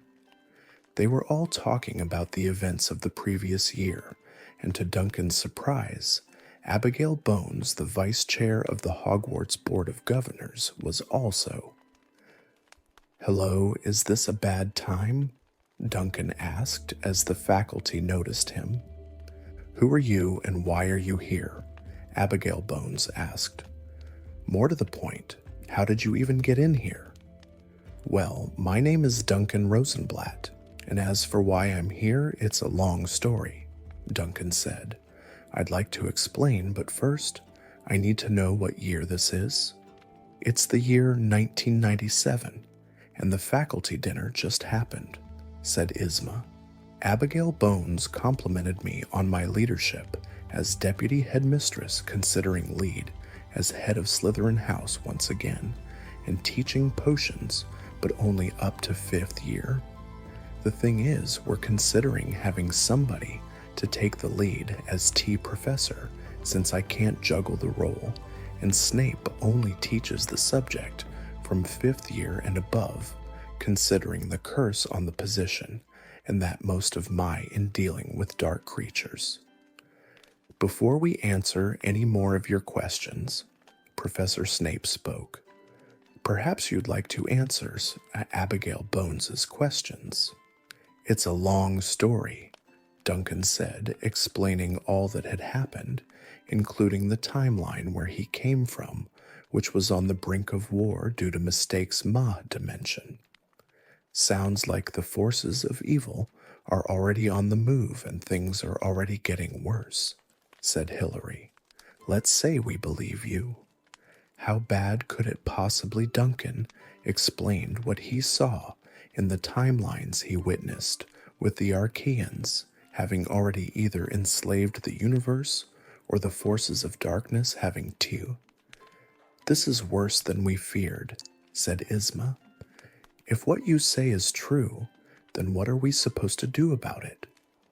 "I think that I can help you," Duncan replied. "What can you possibly do about any of this?" Snape sneered. "All of creation knows by now that the Archaean weapon masters are the most fearsome empire even the gods fear them, and that the only warlord they fear above all else is this Arcanon you speak of. First off, I need to know the full situation about the Archaean weapon masters, Arcanon, Voldemort, and the Malfoys, said Duncan. Where I'm from, Arcanon H the Malfoys and Voldemort to beat the Archaeans down to the point where the entire Empire won't dare to cross them. I need to know so that I can prevent Daw here. Let's see Voldemort's currently in hiding, since I suspect he's still out there, said Yzma. My guess is that Arcanon's got him in a location that not even the Ka. That's why the curse on the defense against the dark arts position is still active. Arcanon has yet to challenge the Archaean weapon masters, but thanks to Siri Dumbledore about Pettigrew the Rat, with Remus, Linus, Regulus Black, and their spouses supporting them, and James and Lily's children are safe. That answers my question about Arcanon and Voldemort, said Duncan. Now what about the Archaeans and the Malfoys? The Archaeans are currently not on speaking terms with the British ministry, considering the mess with Voldemort's reign of terror, and they're still pissed at the having to clean up the mess caused by Grindelwald, said Yzma. Fortunately, my vigilance was able to prevent anybody from dying during the fiasco with the when Dippet was headmaster and Hagrid wasn't expelled. I was forced to saddle him with detention and send his pet Aragog to his native homeland to prevent problem. I also managed to get the Whomping Willow removed and replaced with a snakewood tree as one of the requests for having won my challenge. Okay, and what of the Malfoys? Duncan asked, knowing how much of a problem they had become in his home dimension. Surprisingly, they actually took a subtle, cunning approach during the war with Voldemort by helping the forces of light, said Yzma, and after Augustus Rook W., Lucius recommended that Rookwood's Spanish-British cousin Alejandro take his place in the Department of Mysteries. And what's Alejandro like? Duncan asked. Alejandro may be an unspeakable, but ironically he cannot stop talking about what goes on in the ministry and about rumors that he hears out on the street. As for the Malfoys being on our side, that's due to Bellatrix having married somebody other than Rodolphus Lestrange. Instead, she married an incubus and Esho Bellatrix Pendragon wife of Asif Pendragon. I'm guessing that her incubus husband is the son of a dragon monster girl. Duncan spoke, knowing the Pendragons were famous dragon racers and dragon dimension. His mom's from India, and her dad comes from a family where the women are Minotaur family monster girls, most of whom have Archaean DNA of the earth. Meanwhile, his dad is from a family where the women are dragon monster girls, hence why they're the best dragon racers and dragon riders. We already brew Pendragon to teach defense, because we figured that being the incubus son of a dragon monster girl, he'd be immune to the curse on the position of defense AG, and it looks like we guessed right. The only problem is, how do we keep Snape safe from the defense curse, since the fact that he's not teaching defense officius dodged the bullet last year, but I'm worried that the defense curse will likely come after him this year. So far, better than most I've seen, Duncan assessed, but now I really need to know about my family, the Potters. What? Snape hissed indignantly, practically jumping to his feet. Are you bloodkin to that arrogant, love-thieving swine of a peacock, James Potter, May Ack? In a flash, Duncan had the greasy potions master by the throat and holding him up off his feet against the wall. In my world, my uncle died defending his wife and children, my aunt and cousins, from Voldemort, you slimy snake," Duncan growled in a low, deadly voice. "Unlike that version of you who betrayed them to your so-called Dark Lord by revealing what he'd heard of the prophecy.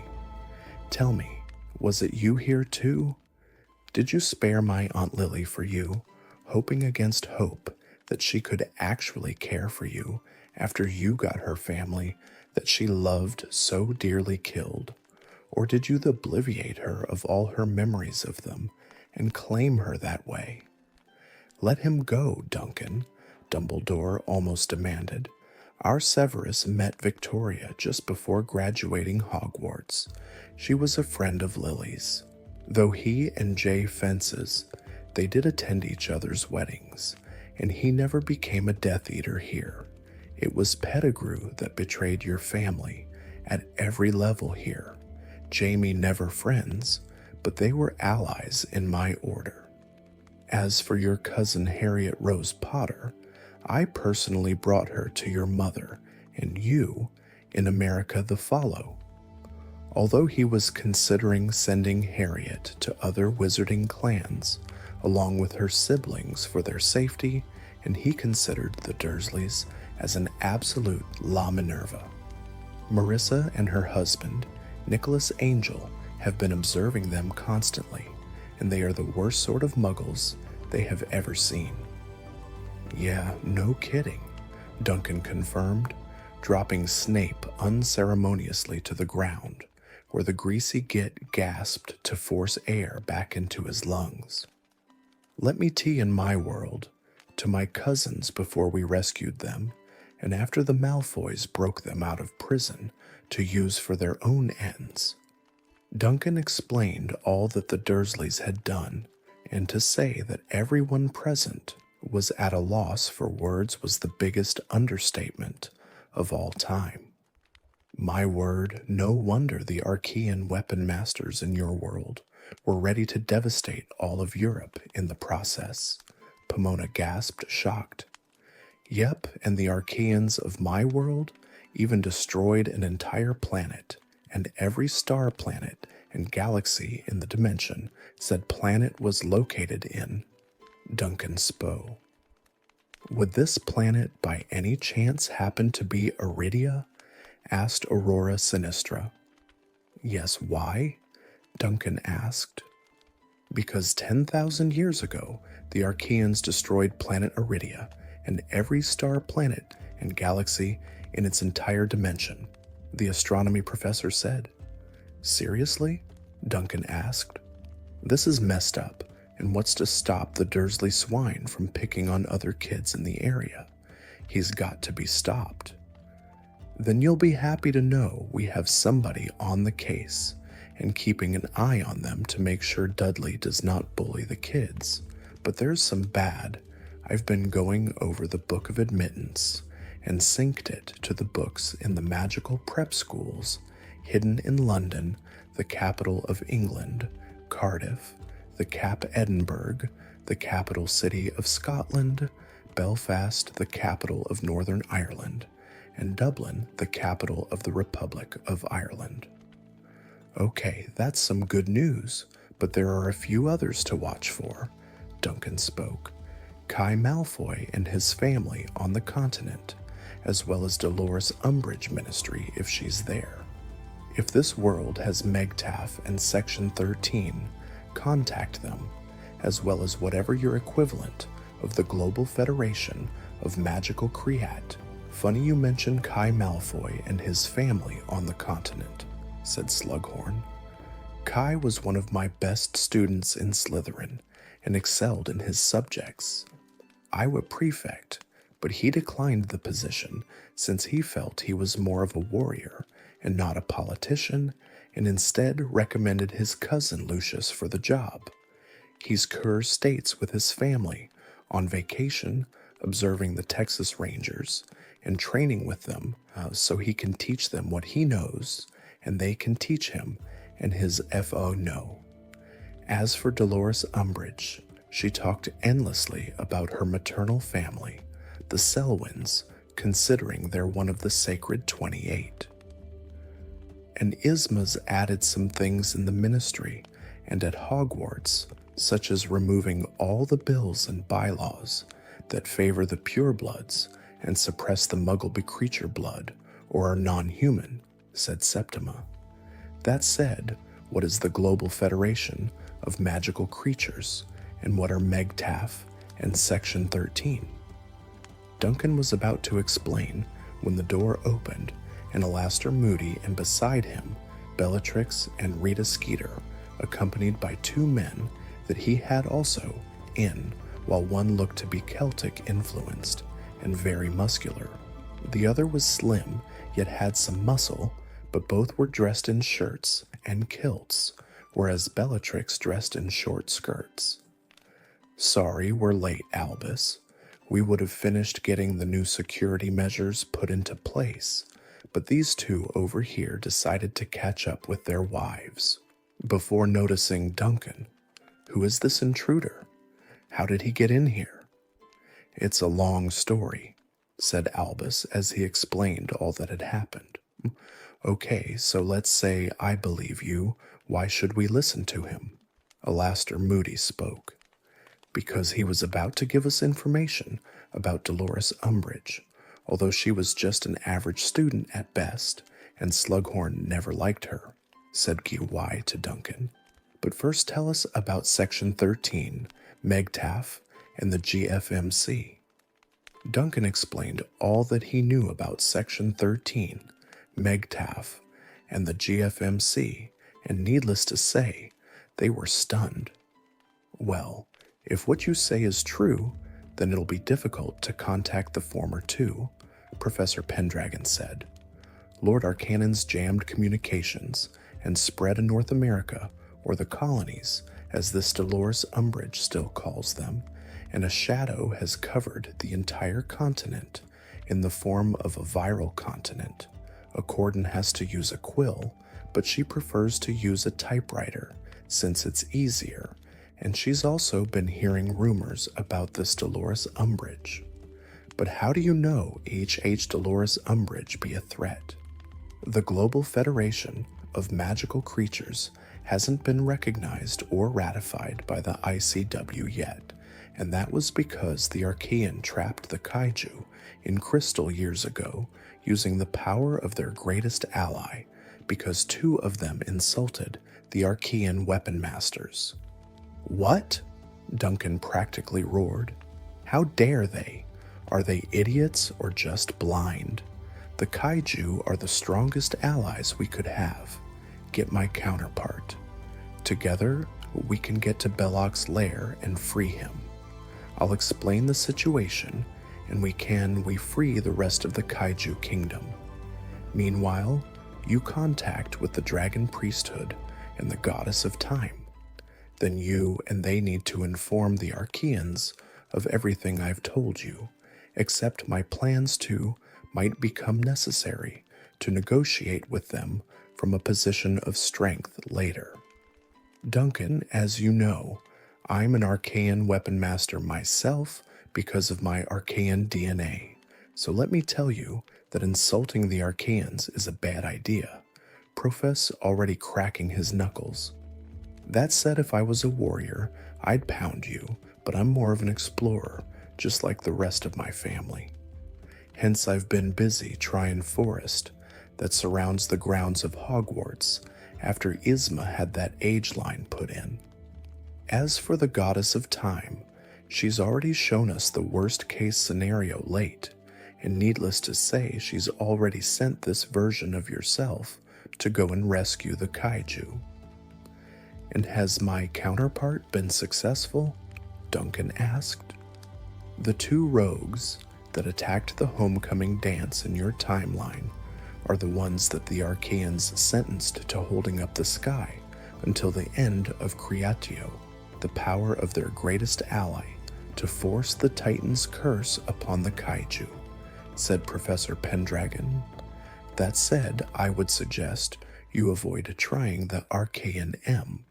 They're already pissed at your counterpart, and if you show up, the governors will most likely declare war. The High Chancellor's doing all he can to keep them. I really should be thankful that the current emperor is nothing like his predecessors, some of whom were named after great emperors on this planet, such as Ati and Kubla. And to add insult to injury, the Archaean clans here in the British Isles tend to act a lot like the American business titans that put McKinley in office, added Pierre Sinistra. In fact, the three most powerful Archaean clans actually helped and invested in the businesses of Morgan, Carnegie, and Rockefeller, respectively. I think I know who you're talking about, and if I'm right, then we'll likely find one of them here in Hogsmeade, Duncan said. Yes, turns out the Perkins clan helped Rockefeller with his oil company and invested in shares. The Roberts clan helped Carnegie with his steel empire, and the helped out J.P. Morgan with his electric company. Aurora added, they ended up having more money in the magical and muggle worlds than they know what because of that influence. They're also quite dangerous if you cross them. Aurora, I don't think that this is the time to mention that information, said Asif Pendragon to Aurora before speaking to Duncan. That said, Aurora's got a poi take lip from anyone, and I'm not going to cross my own people. While I understand your position, Professor Pendragon, aside from you and your High Chancellor, something in common with his counterpart in my world, the R-Masters and Governors are just as stubborn, prideful, obstinate, and foolish here as they are in my world, Duncan said, shaking his head. They absolutely even consider the bigger picture, and that is exactly what made them vulnerable to Lord Arcanum. He uses that against them. He finds cunning allies that toys, and laws to their advantage against those who would, and or could be, the best and strongest allies that the Archaeans against him. Case in point, in my world could have brought Arcanum to his knees long ago in a united effort with the Archaeans, if the Archaeans had not allowed the Malfoys to use one of the tie the hands of the GFMC against them and all their allies. But, on that note, Duncan continued, cutting him off, what about my counterpart's efforts to free Belloc and the kaiju loyal to him? Plus, it may be a bad idea before your Archaean Council, but there's nothing preventing you from presenting them with my memories of my world and every world I've seen in my Strawn the Multiverse, including those in which they actually cooperated with the forces of good and the vastly more positive outcomes those worlds experienced. First off, Duncan, the Archaeans aren't entirely stupid at times, Rita said. They did fix the planet after the Second World War and upgraded the infrastructure war as well. Either way, about the enemy taking advantage, the Archaeans were aware that the Death Eaters and their leader took advantage of the Ministry's Dumbledore's order, using stunning, binding, and disarming curses only. The Archaeans went full force and fired off bone breakers and used guns and the like. Most of the Death Eaters wound up dead or in prison. And as for your counterpart's efforts to free Belloc and the kaiju loyal to him, that's taking some time since he has no idea which kaiju are loyal to Belloc and Rita's husband, Alain de Grandpré. And you forget that I'm also an Archaean weapon master, and we don't take such insults as the ones you explained lightly. Trying to get magical Britain out of the Victorian era, but the closet they can get is to the American Gilded Age. The age of monopolies, to be precise. And you do American history? Yes? I do, but what does that mean for magical Britain? Asked Duncan. Basically, it means that House Perkins will have a monopoly on oil, House Roberts will have a monopoly of steel, and House Arkwright will have a monopoly the progressive wizarding homes, considering the Archaeans found a way to make electrical devices function in the magical world, said Alain. And for the Wrecker Mom's boss, what you just said. And who is your mom's boss? Asked Duncan. Mom's boss is Governor Albert Leader of the Tech Squad, said Alan. They're the research and development department of the Archaean Empire's squads. I'm not trying to piss anybody off, Alan, Duncan retorted. You're doing a piss-poor job of it, Snape spoke. I've only met you for 5 minutes, and I'm already prepared to tip Tana and the Archaeans off so they can thaw our dimension. Anybody stupid enough to cross them wound up getting tortured along with all of their relatives and their dead ancestors and forced to hear the PA ancestors' cries. Arcanon is the only one who not only hasn't been tortured by them yet, but the Archaeans are dead terrified of him considering he's the most Afua master of all time. It's true, Arcanon was Grindelwald's right-hand man and served as right-hand man to the leader of the Death Eaters, said Isma. We dare not say the name Death Eaters, because by doing so, that'll trigger the taboo curse upon the planet. Really? Deja vu all over again, Duncan grumbled with disappointment. Tell me, this leader, is his real name Tom Marvolo Riddle, but goes by the must-not name that starts with V and sounds like Moldywort? In fact, he does, Dumbledore replied, impressed, while Snape scoffed, looking utterly scandalized. Where is the nearest active volcano? Duncan asked.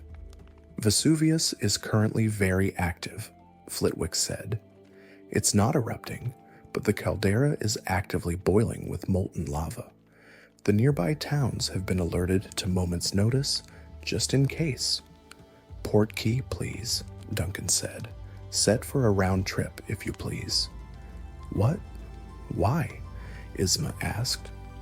I'm going to Mount Vesuvius and show you a little trick I learned. He smirked. Mount Vesuvius. Duncan appeared on the rim of the crater, then grew his wings and flew out over the boiling lava to hover.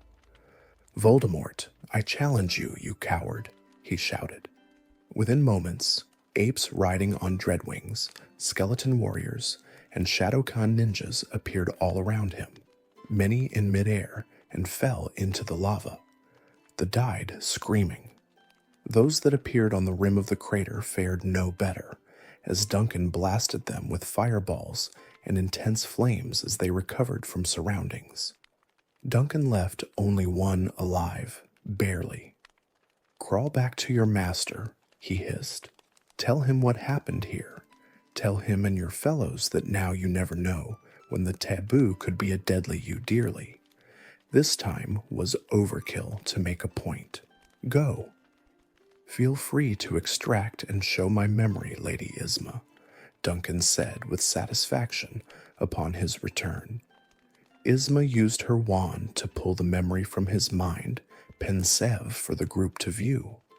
The group saw how quickly and efficiently Duncan was able to use the environment to his advantage and wipe some of Arcanon's forces out. You got lucky this time, Snape sneered. The Dark Lord is no fool, and neither is Lord Arcanon. Arcanon's bound to tailor the taboo to adjust it to suit the ENV upon where it is triggered. Next time, you may not be so lucky. Either way, this should be enough proof for me to present to my people, said Asif Pendragon. But you still haven't told us who Dolores Umbridge and why we for her. You're an idiot, Snape, Duncan barked. Such powerful, specific, intent-based curses cannot be altered easily or quickly. They must either be dismantled and devised and cast, or integrating new programming into the existing one takes even longer, during which time it is useless as well. Either way, It is essentially updating. That's if he even dares to leave himself without that little weapon of fear for any length of time at all, opting instead to leave it as is and just try to caution when deploying troops for it. At least that's one less concern at any rate, and we know what to do about the taboo, said Professor Flitwick. But again, what about Dolores? As for Umbridge, in my world, she was the senior undersecretary to Minister Fudge and the very worst kind of pure-blood witch bigot in the ministry. Let me G version of all her crimes that she's committed in all of the timelines. The staff present listened to all that Duncan was telling them, and needless to say, they were shocked based upon what they heard. "Oh my, she's worse than we thought," said Hilary. "If she's going after the magical creatures, then we need to convince my people to call upon their greatest Belloc and the kaiju. Just for the record, I'm also an Archaean weapon master, and so is everyone in my family. We're from the life element mostly." "Thanks for the history lesson, but can we get back to the task at hand?" Professor Babbling asked. "Another thing you might want to do is check Chorgum Prison and make sure Moloch is still securely imprisoned there," Duncan said grimly. "And if he is, Ink, do not give Kai Malfoy access." "What? Why?" Pendragon said, shocked. "Kai was the one that freed Moloch in my world, and that bastard Oni is the one that murdered Hagrid in my world with his bare hands." Duncan recalled Darkle the three-eyed freak to hell myself afterward. Hagrid looked shaken that his counterpart in Duncan's world had been murdered, beaten to death by the most feared Oni on Earth. "We'll be sure to keep that in mind, but Kai Malfoy is on our side, and you'll be happy to know that he already sent somebody to check on the situation at Chor Albus. He's worried that if the magical world does not learn from history, then they're doomed to repeat it." "At least this version of Kai has more brain cells than most of the magical world," Duncan said.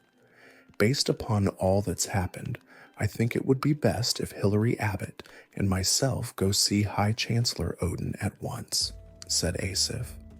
"And by the way, Duncan Y already working on freeing the kaiju loyal to Belloc. But what about the ones who are not loyal to Belloc? Do we leave them in Crystal?" "We'll figure that out when we get there," said Duncan, as the trio headed off to see the Archaean weapon masters before something else came in mind. "By the Potter have any siblings in this world, and what of Sirius Black?" "You'll be happy to know that Sirius Black resides in Privet Drive, right next to the Dursleys with his wife Zara," Albus spoke. "Turns out Zara decided to take counselor at Smelting's Academy, since she felt there was a lack of a guidance counselor present, and Marissa Angel only handles the job in primary school. And from Marissa said she's got her hands more than full, protecting the students from being bullied by Dudley and his gang," said Minerva. "Thankfully, Harry are in America with this version of your mother Margaret Rosenblatt." "Wait, she has siblings?" asked Duncan. "Yes, their names are Zeus Potter, the eldest, Primrose Potter, the eldest daughter, followed by the twins Gideon and Fabian, and another set of twins, Rosen A, brings us to Harriet and her younger brothers, Denzel and Axel," said Flitwick, "and they're all set to attend Hogwarts."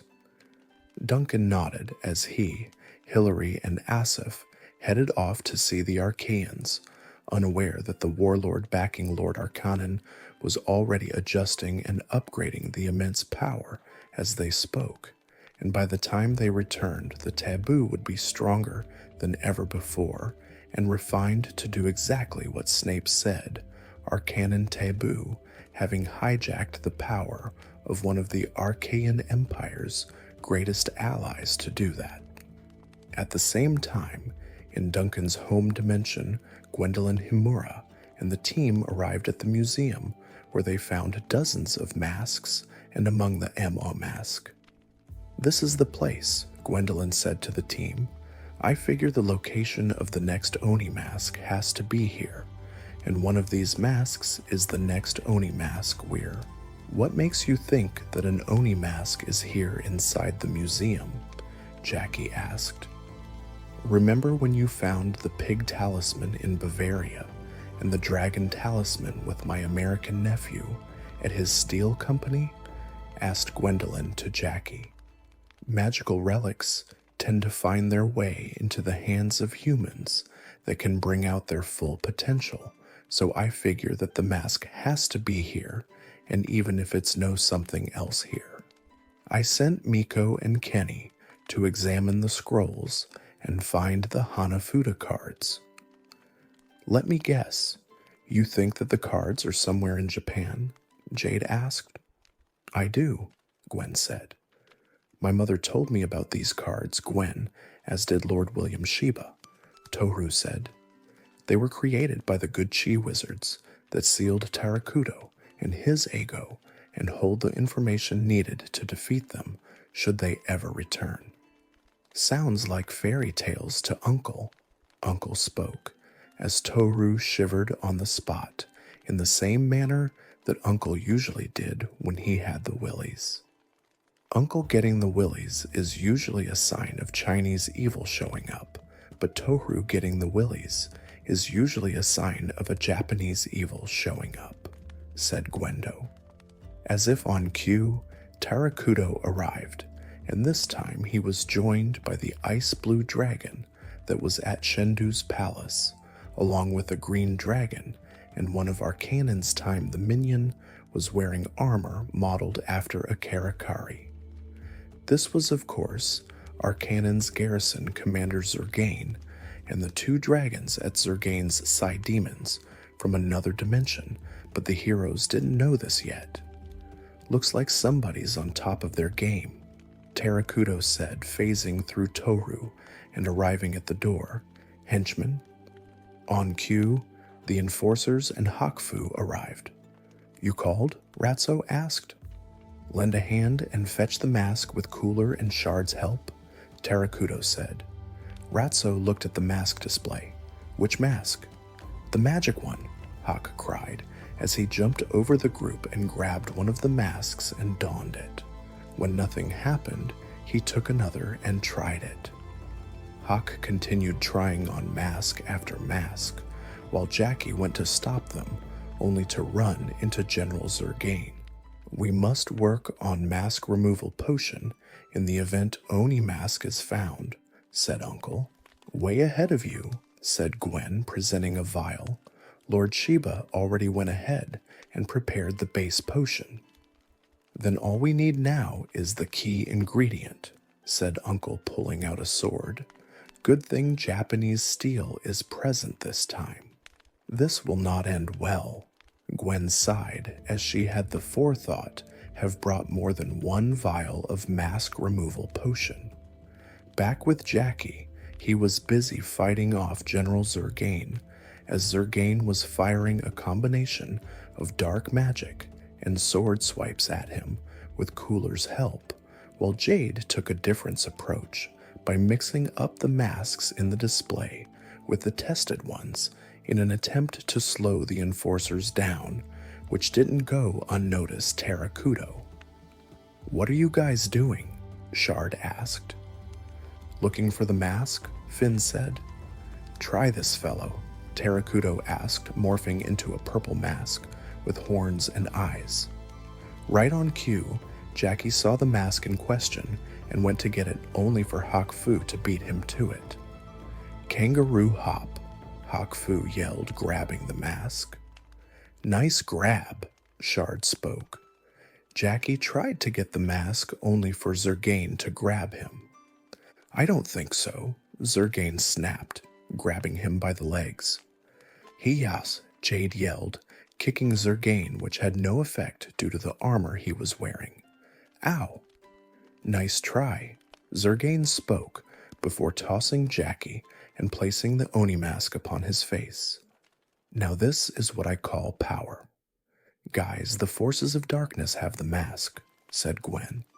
Not for long, Uncle said, pouring the potion upon the sword as Toru held it right to Ratso, only for it to fizzle out. The sword did not work, Sensei, Toru spoke. That's what I was trying to tell you, Gwen said. Each Oni mask requires a different mask removal ingredient. We only got lucky because the first mask come. Were you not listening to what my husband and I said on the way here? Uncle, feeling stupid, Dope slapped himself. Where are Miko and Kenny when you need them? Jackie asked as Cooler and Shard were already on the attack. You called? Sir Kenny asked as he and Miko arrived. We learned a little bit from the scrolls here in the museum, but we didn't find much. Kenny? Miko asked, pointing to the forces of darkness. Kenny, understanding, attempted to launch an attack, only for Terrakudo to hold him via his mental powers and toss him right out the window. So much for our backup, Jade said.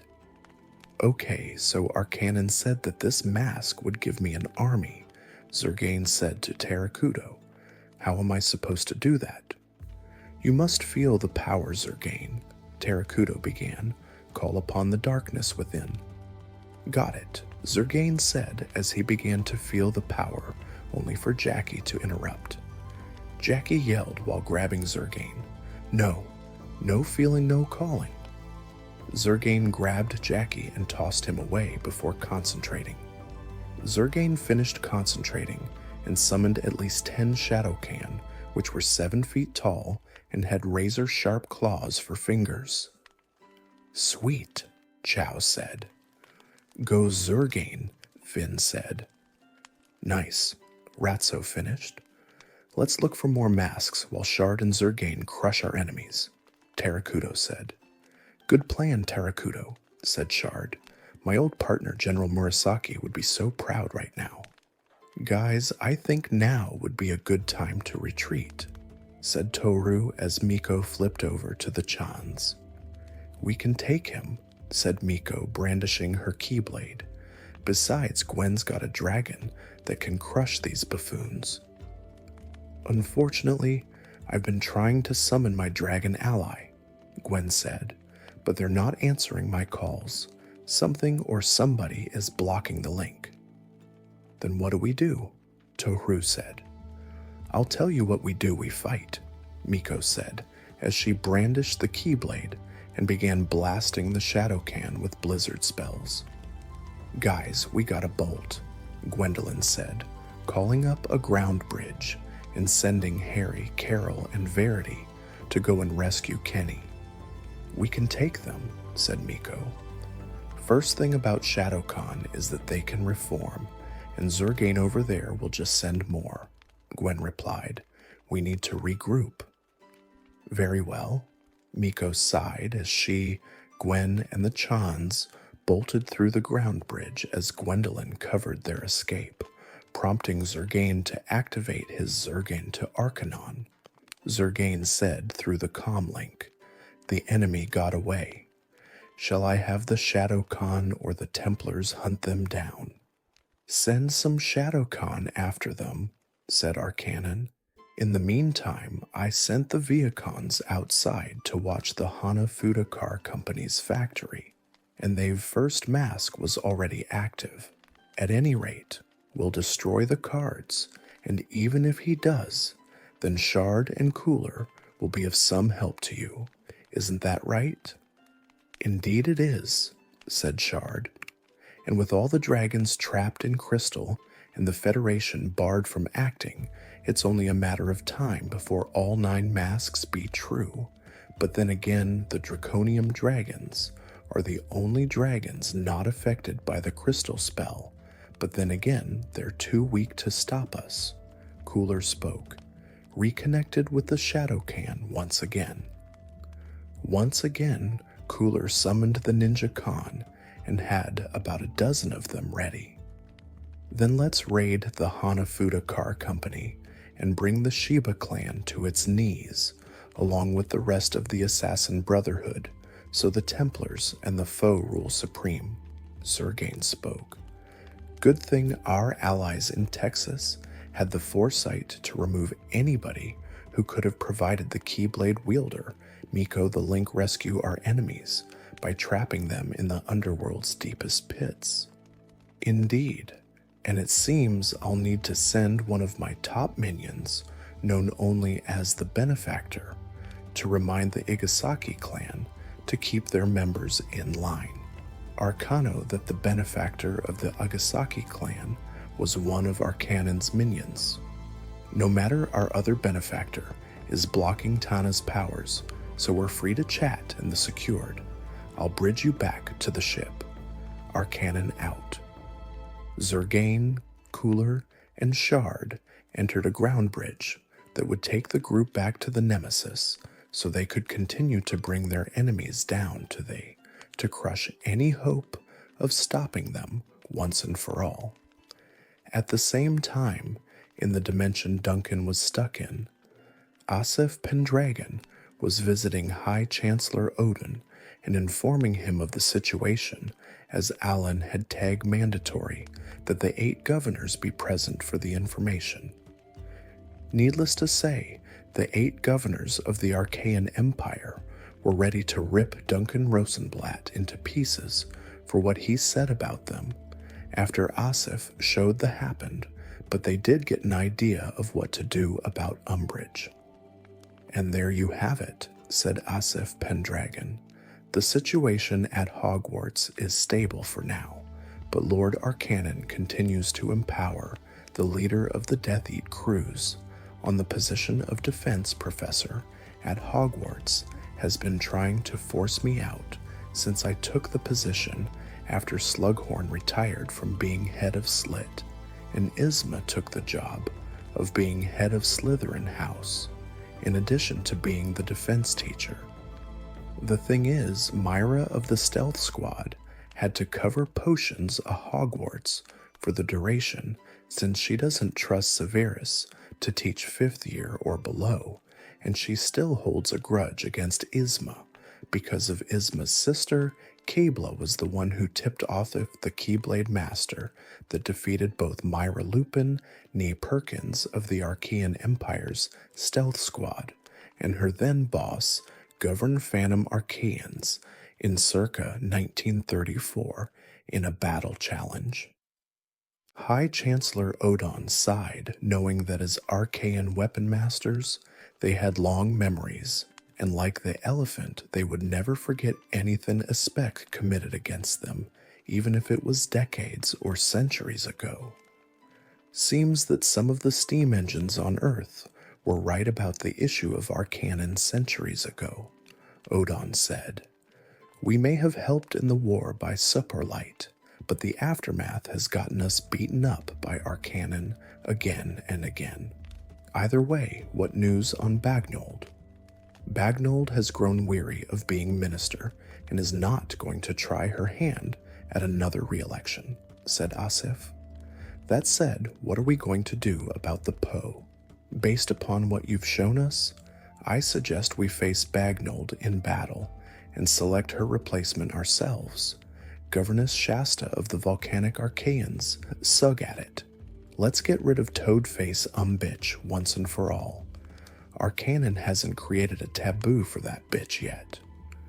True, but it's only a matter of time before that happens, said Governess Aqua. That said, we need to pick a minister that the common magical people can rule, somebody with strong leadership skills, a good sense for politics, and most importantly, it has to be somebody competent, somebody with a strong character, a streak, and most importantly, it has to be somebody that cannot be manipulated by anybody at all. I agree with all of what Governess Aqua is saying, but there's one more thing, said Governor Terador. The new minister cannot be an Archaean weapon master, thrash them within a month, and toss somebody who is the opposite of what we want via challenge for position protocols.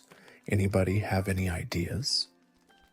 I know I'm taking a risk by saying this, but perhaps our world's Duncan would be of some help, said Governor Ventus. The risk is that we may have to undo upon the kaiju, because the two rogues that insulted our people are the two that are currently holding up the sky as punishment. That said, what do we do? Asif tell this world's Duncan and his counterpart that we're ready to talk terms of selecting the new minister, said High Chancellor Odin, bracing himself for K. Are you serious? Governess Kira of the Phantom Archaeans practically roared, do you have any idea what Arcanon's gonna do to us once he somehow finds Zoe?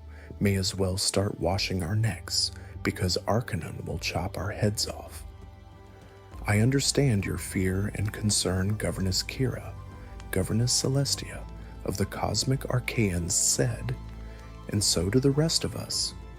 But if what we've seen from D gives us any chance of stopping Arcanon before he grows too powerful, then this may be our only hope.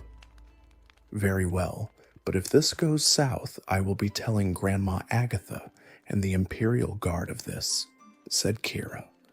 Asif, go and get Duncan and his counterpart and tell them to meet us in the governor chambers, said Odin. At once, sir, said Asif. In Duncan's home dimension, Jackie saw Jade, Uncle, Toru, Miko, Kenny, Dino Masters Tyranno, Tricera, and Terra had followed their guide Gwendolyn Himura to company's main headquarters to speak to the president. What are you doing here? We are closed, said a voice as the team spotted the Hanafuda Car Company president, before the president in turn spotted Gwen Himura. This is a surprise. As the head of the Johto Railway's board of directors, you only show up if the situation is something serious. It is serious, Gwendolyn said, before gesturing to the team she brought with her. Enough for me to bring in outside help. Tell me, are the Hanafuda cards Saint of Kos? The president went to go and get the cards before presenting them to the group. As you can see, the cards have been handed down through my FA, and I even based my company logo upon them. That's good to know, but the information in the Hanafuda cards is needed once again, said Gwendolyn. As you know, my husband and his ancestors were the way Tarakudo and his Oni generals. Normally, I'd say that the Oni are children's folk tales that my mother told me, but considering all that has happened in our world, I believe you, the Carcom. After all, if what you say is true, then the cards are rightfully yours. The president was about to hand the cards before an entire army of Razor Khan and Ninja Khan appeared and surrounded the team. The president turned to Esaos the Oni mask. Hand over the cards or pay the price, Zurgane said as he pulled out his blades charged with dark magic. The president ran for his life only to lose his tie in the process and run into Shard and Cooler. Surrender the cards and we shall be merciful, Shard offered. Gwendolyn, take the cards. They are rightfully yours, the president said, handing the cards to Gwendolyn and running for his life. Jackie, you, Miko, Kenny, and the Dino Masters keep the enemy busy, Uncle said. We will find mask removal ingredient. On cue, Jackie, Miko, Kenny, and Dino Masters, Tyranno, Tricera, and Terra went into battle against Zurgane the Shadow Khan, while Uncle, Toru, Jade, and Gwei the Office. A mask removal spell is the only way to end Zurgane's control over the Razor Khan, said Toru, but it won't end Shard's control over them. Did the scrolls say how to activate the cards? Jade asked. I'm afraid not, said Gwen. But then again, my husband said his family didn't put that information in the scrolls. Then we better figure out how to play and fast, Jade said. That won't be necessary, said Gwen. My husband Kenshin said that the cards work like regular cards, in groups of 3. It's no different than crazy 8s. Gwen, on cue, arranged 3 cards in a row before they stared glowing. Whoa, Jade gasped. Suddenly, an image started appearing on each card. The first card showed an image of the Oni mask. The first card shows the mask we seek, Gwen said. But we already know that, Tohru reminded her. Second card showed the country of Japan on it. This card shows where it's located. Gwen continued. We know that already too, Jade said. Third card is about to show us mask removal ingredient, Uncle concluded. They saw it looked like the image of silk. The removal ingredient is Japanese silk, Jade noticed. Sensei, isn't your vest made of silk? Tohru asked, noticing Uncle's vest. Blended wool and polyester. Uncle does not wear clothes of movie star or male model, Uncle retorted. What about clothes of a Japanese shogun's wife, or the descendant of a Japanese shogun's wife? Gwen suggested. What about the clothes of a Japanese samurai or the wife of a Japanese samurai? Asked Jade. Tohru looked and saw the torn piece of the president's tie and held it up. What about this? That's just what we need, Gwen said. It's Japanese silk. I'm the one who made the car company president's tie. Well, Jackie, Kenny, Miko, and the Dino Masters are taking quite a beating, said Jade. At the same time, Jackie, Miko, Kenny, and the Dino Masters were taking a huge beating as they had their hands full with not just the Razor Khan, but also the compliments of Cooler.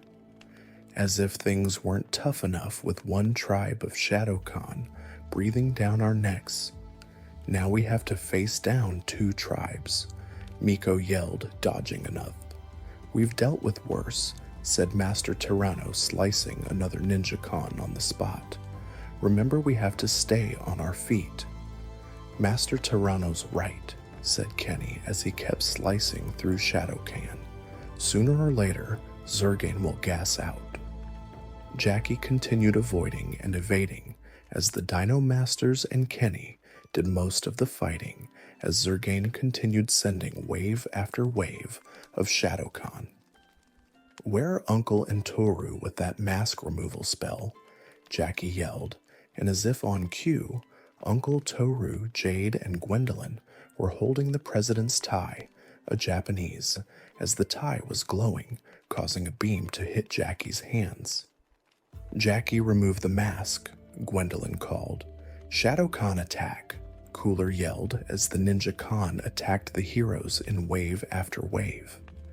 We got to stay on our feet, Master Tyranno said, fending off more Shadow Khan as Gwendolyn conjured a shield to use while blasting at the Shadow Khan, with time he needed to make his way to Zurgane and remove the Oni mask.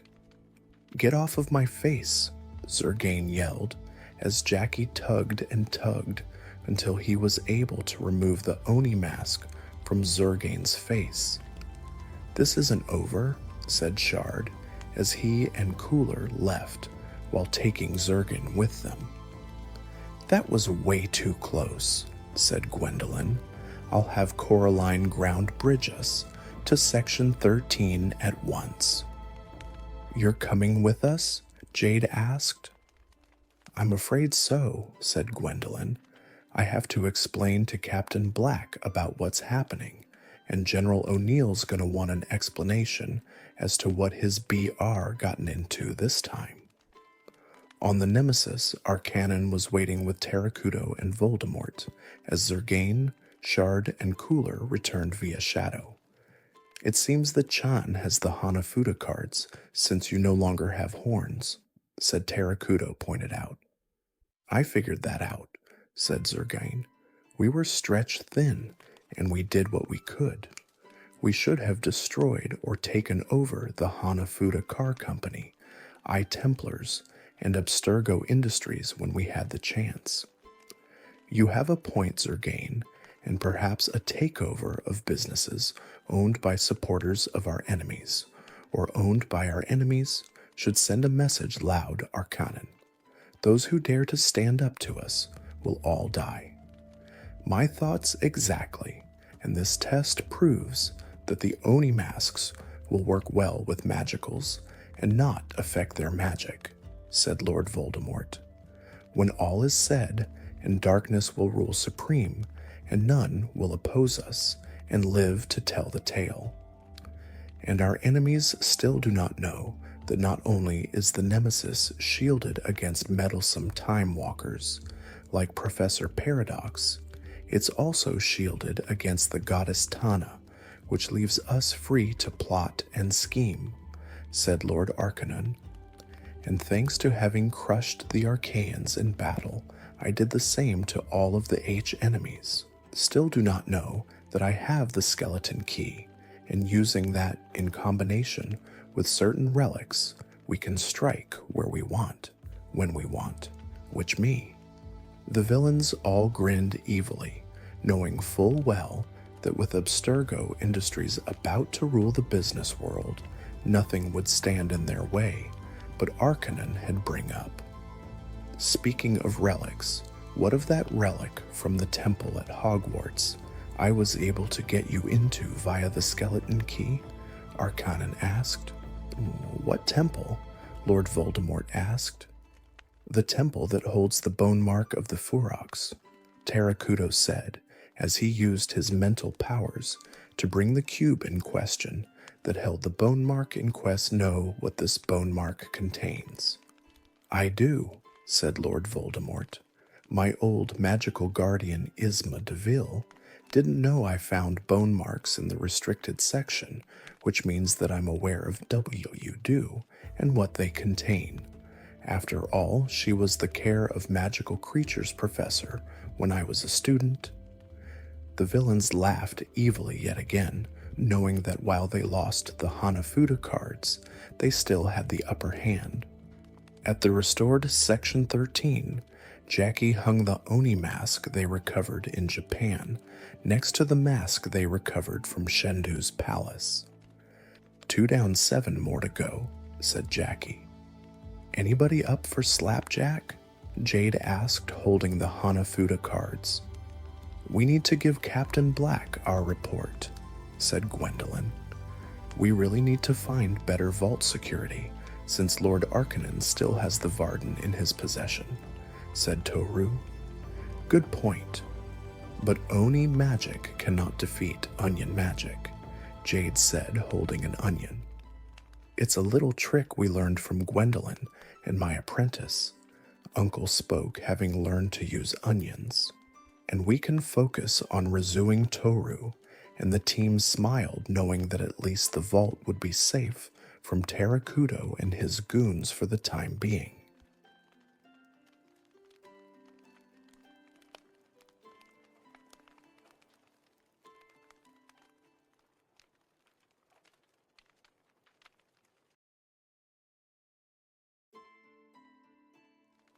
Chapter 5. A New Generation Rises. In an undisclosed location in the Republic of Ireland, the Circle of Truth and their allies, Dino Masters, Tyranno, Terra, and Tricera, were holding court in Amancio from the forces of darkness with the help of Professor Paradox and his out-of-sync with real-time security system complete with a lock and key.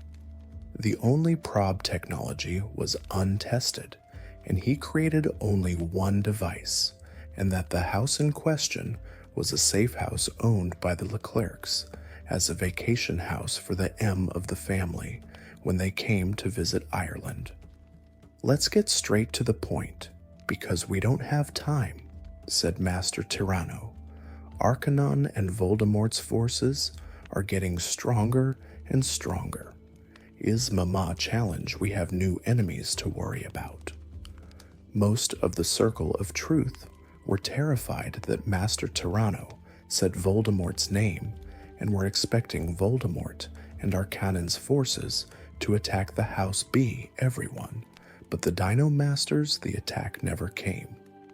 "Why aren't we under attack yet?" Tracy Davis asked. "Professor Paradox has installed a new security system on this house," said Master Tricera. "We don't know all the details, but the house itself no longer exists, means that neither Arcanon nor those he's protecting or assisting, or their armies will be able to find us, even if the taboo curse is triggered. What that means is that we can freely say Voldemort's name without fear of retaliation from that coward or his equally cowardly whiners he calls allies.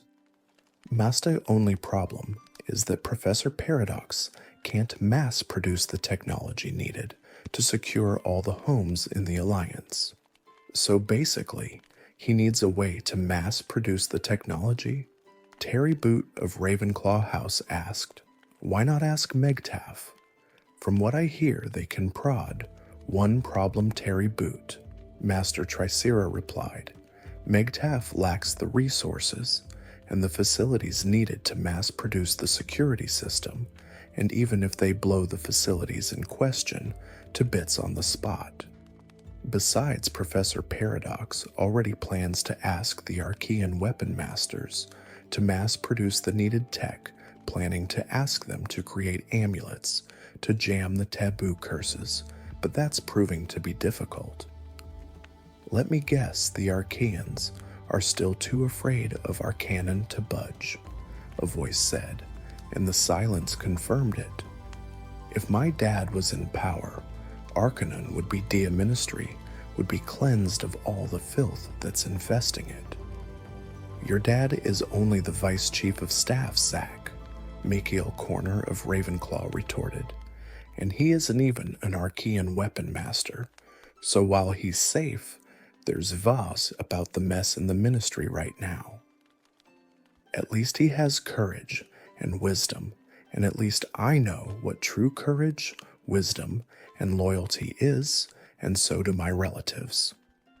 Zach, who happened to be in the S-Bell, said bravely, as everyone in the same year as Harry Potter and above winced for, they all knew what Zach Silverwood meant by that comment. Zach had B students in his house to reach out to Harry Potter since he arrived, and he was also one of the only few students that would talk to Harry Potter after the Fiask 150 house points during Harry's first year. Lady Myra Lupin had been impressed by Zach, and so had Isma, which had earned him the position of prefect, when anyway, let's get back on task, you were saying, Zach. Mr. Dylan Neutron, who was once in Ravenclaw House, and in the same year as Charlie Weasley spoke, "Thank you, Dylan," Zach said to the former Ravenclaw. "Anyway, my dad is named after the 26th President of the United States of America, but he forged his O, signed up for service. He later proved his bravery and heroism by fighting off the Death Eaters during the Wizarding War, and because of that, Jubal Bones said make my dad head of the Hit Wizards." "That's Jubal Bones for you," our Terry Boot said. "He's been serving as Chief of Staff for quite a while before handing the position to his eldest son, Alaric Bones, H. Well, it's too bad we can't get Jubal or Theodore Silverwood to challenge Varys Malfoy," said Anthony Goldstein of Ravenclaw. "They'd be lunch meat by now. E. Silverwood has enough on his plate, and I bet anyone and everyone who represents everything Theodore Silverwood is fighting against is going to try and kill A.H. from shaking things up in the Ministry. Which means that our problems are about to get worse," said Dylan Neutron. "Mr. Mark O'Neill, you've been silent as of late, and you've heard all of what do you think of the situation that's happening, considering that Varys Malfoy is currently head of the Hogwarts Board of Governors, and Corbin Yaxley is the British Ministry of Magic. The Hogwarts PTA has already put Varys Malfoy on notice that they will not tolerate anything at the school that could potentially endanger their children or HH educational progress, Mark said after some thought, meaning that they will take any steps they deem required to ensure both, whether he likes it or not, sit parents superseding those of the educational ministry. That, at least, has cuffed one hand behind his back, so to speak, when it comes to Hogwarts. Those who were raised in the mundane world, that were present, understood what General O'Neill's son meant, while those in the magical world were confused Mark to continue speaking.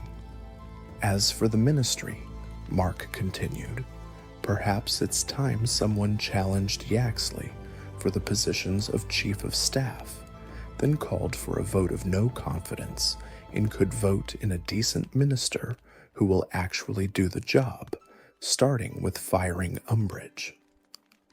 I'm afraid it's not that simple, Mr. Mark O'Neill, due to a protocol that forbids ministry employees from being fired for 1 year after a new minister takes office, Lestrange, daughter of Reuben Lestrange of Ravenclaw. That said, Mr. Mark O'Neill, did you forget that Isma made attendance mandatory at Hogwarts, for this why enforced it? Basically, the Hogwarts PTA's been stripped of all of their rights and power until further notice. As for challenging Yaxley, that's impossible to do. Bjarkian Weapon Master can challenge a ministry employee, and the employee being challenged must either be a department head, the chief of staff, the senior, the minister himself. Hey, wait a minute, Terry spoke. Amanda, didn't you say something about your grandma Myra having defeated Fudge the year after he was elected to be the girl that Terry Boot spoke to, had jet black hair tied into a ponytail, and wore a cowboy hat and vest, complete with a halter top and a short skirt, and cowboy course Amanda Belby, who for some reason had a fascination with the American Wild West and the American frontier of the first 75 years of the nation. I did, Terry, Amanda Belby spoke. Alex, Anitra, and I were all present, along with the rest of our relatives at Hogwarts, when Grandma Myra told us about what defeated Fudge, which means she can throw his ass out at any time, if he loses her confidence. The issue is that my siblings and I don't deal in politics, so can why vote of no confidence is, and how that's going to help matters. Wrong, it is that simple, Mark said simply. The power of the PTA is still equal to that of the board when it comes to running Hogwarts.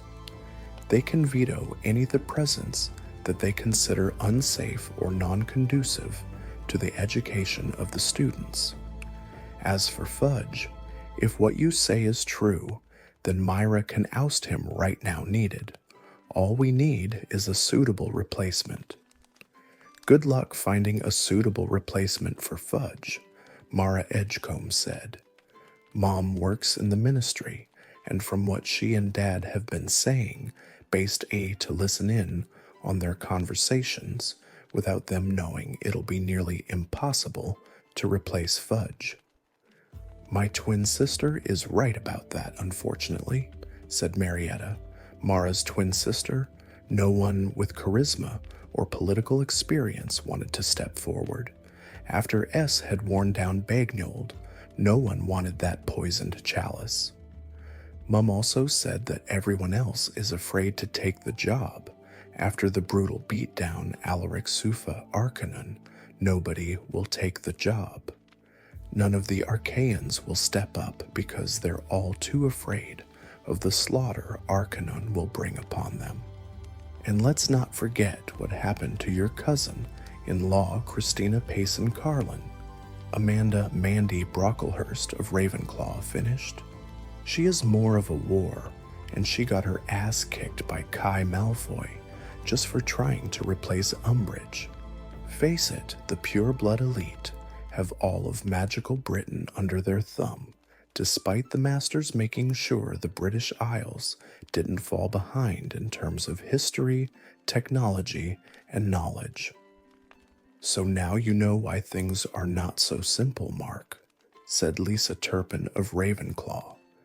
Knowing this, what are you suggesting we do for the upcoming school or ministry at the end of the school year, considering Arcanon shattered the Star Saber and thrashed Myra so badly she's in the hospital? If I may offer a suggestion, then I think I might have an idea, Master Tyranno said. We should focus on rescuing the other Dino Masters, namely Masters An and Para, so we can at least give Myra some kind of chance. Once that's done, we should help Coraline work on that new saber she's been crafting since she's the Mega Fury Saber. This relic allows Myra to channel our powers and activate the formations she uses. Next order of business is to get Alaric trained up, so H position of Chief of Staff from Yaxley, while Myra crushes Varys Malfoy in an arena challenge. Anybody care to comment on this? Then don't just talk about it, Master Tyranno, Sully of Ravenclaw said. Do it. The Dragon Priesthood can help them with training. And isn't Megtaff using the Energems and Kaiju DNA to somehow speed up rescuing the Dino Masters? Megtaff is doing that, but I thought the Dino Gems lost all their power during the final battle with the Dino Rangers in the Power Rangers dimension, said M. How do you know about Megtaff and the Dragon Priesthood in the first place? Because my family are part of it, said Sully. I'm not sure if everyone knows this, but I have ninja training and I have Archaean DNA. Why do you think I reached out to him during his very first year at Hogwarts? We thought it was because you had friends in Gryffindor House, said Rhea Prewitt. I, of course, spoke with Cousin Ronald during the dragon fiasco that prit the mess we're in now. And that brings us back to my current question, said Lisa Turpin. What are we going to do for this coming school year? For one, I suggest you hold your heads up high and keep talking because I just received word from the ICW Supreme Mugwump, Claudia Borsari. They're rated #1 on their most wanted list for crimes against humanity, nature, and magic, Mark said with a slight smirk before it faded and turned grim. Unfo going to impose political sanctions against the Malfoys and anyone connected to them. If they had, then that meant that none of them could legally take any, despite the protection of the Archaean bylaws, because political and judicial actions are technically separate. That would have untied our hands in the Politica. When what about protecting Fudge's replacement? Master Tricera asked. I know full well the Dark Faction is going to do everything to eliminate anyone whom to their plans. Fear not, Master Tricera, I already have that covered, Captain Mark O'Neill replied. I happen to know that a certain coat of kaiju hide and mithril armor and Hen of Charms is available to help protect our replacement for Fudge, as is a dragon bodyguard. But Umbitch needs to go. For those of us who were born and raised in the Muggle world, can you explain to us who Umbitch is and why she needs to go? Stephanie Leclerc, attuned to Ravenclaw, asked. Her real name is Dolores Umbridge, but she's a real bitch in every sense of the word. That pink toad isn't just an irritant, but not even her own faction likes he is a blight on the ministry, said Mark. Fudge had the potential to be a decent, fair-minded post-war minister when he first took office after Bagnold retired to Alaric. It was Umbridge's influence, and that of Lucius Malfoy, that reduced Fudge into the corrupted disgrace that he's become. Somehow, I'm not surprised considering she's the senior undersecretary to the Minister for Magic, said Anthony Goldstein. From what my parents say about only one who can assume the Chief of Staff's powers in the event a new Chief of Staff is brought in for a year, but the only power she doesn't have yet is the suspend people. She can demote or promote people in departments, but she can't touch the department heads or deputy heads though for a year. That's one saving grace at any rate, but Claudia needs to put sanctions on the Malfoys, and anyone connected to them now, Mark replied.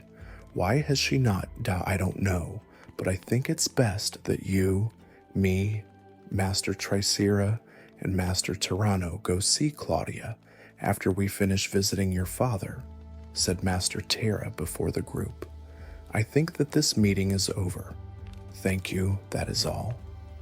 The group all understood as they returned to their families once they stepped outside of the door and the Dino Masters and Mark were left alone. Like I said earlier, before we find Claudia Borsari, we need to rescue some more Dino Masters, said Master Tyranno. Once we're in a position of power, we can demand they put some sanctions against Arcanon and everyone he's connected to or protecting. I was going to suggest political sanctions against the Malfoys, but that may be a better idea, said Mark. But first, we must find my father. He may have a lead the next captured Dino Master. So Dino Masters, Tyranno, Tricera, and Terra followed Mark through a ground bridge to Megtaff headquarters, hoping for a lead on the next captured Dino Mas. At Megtaff headquarters, General Jack O'Neill was sitting in his office, having a word with Texas Ranger Hayes Abbott about the recent situation, and Master Trice were also talking about the recovery of the second Oni mask and the return of the monster that Arcanon sent to attack the Dino Masters. Thank you for coming on short notice, General Jack O'Neill said. As you know, Master Tricera returned from the prison dimension, but before he was captured, news to bring.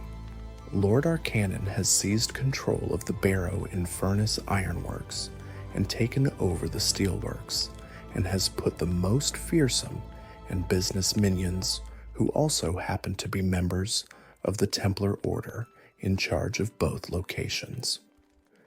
Great, as if we don't have enough problems. From Arcanon, his return has also brought the Templars out of hiding, said Hayes Abbott. Can this get any worse? I'm afraid it gets much worse, the general said.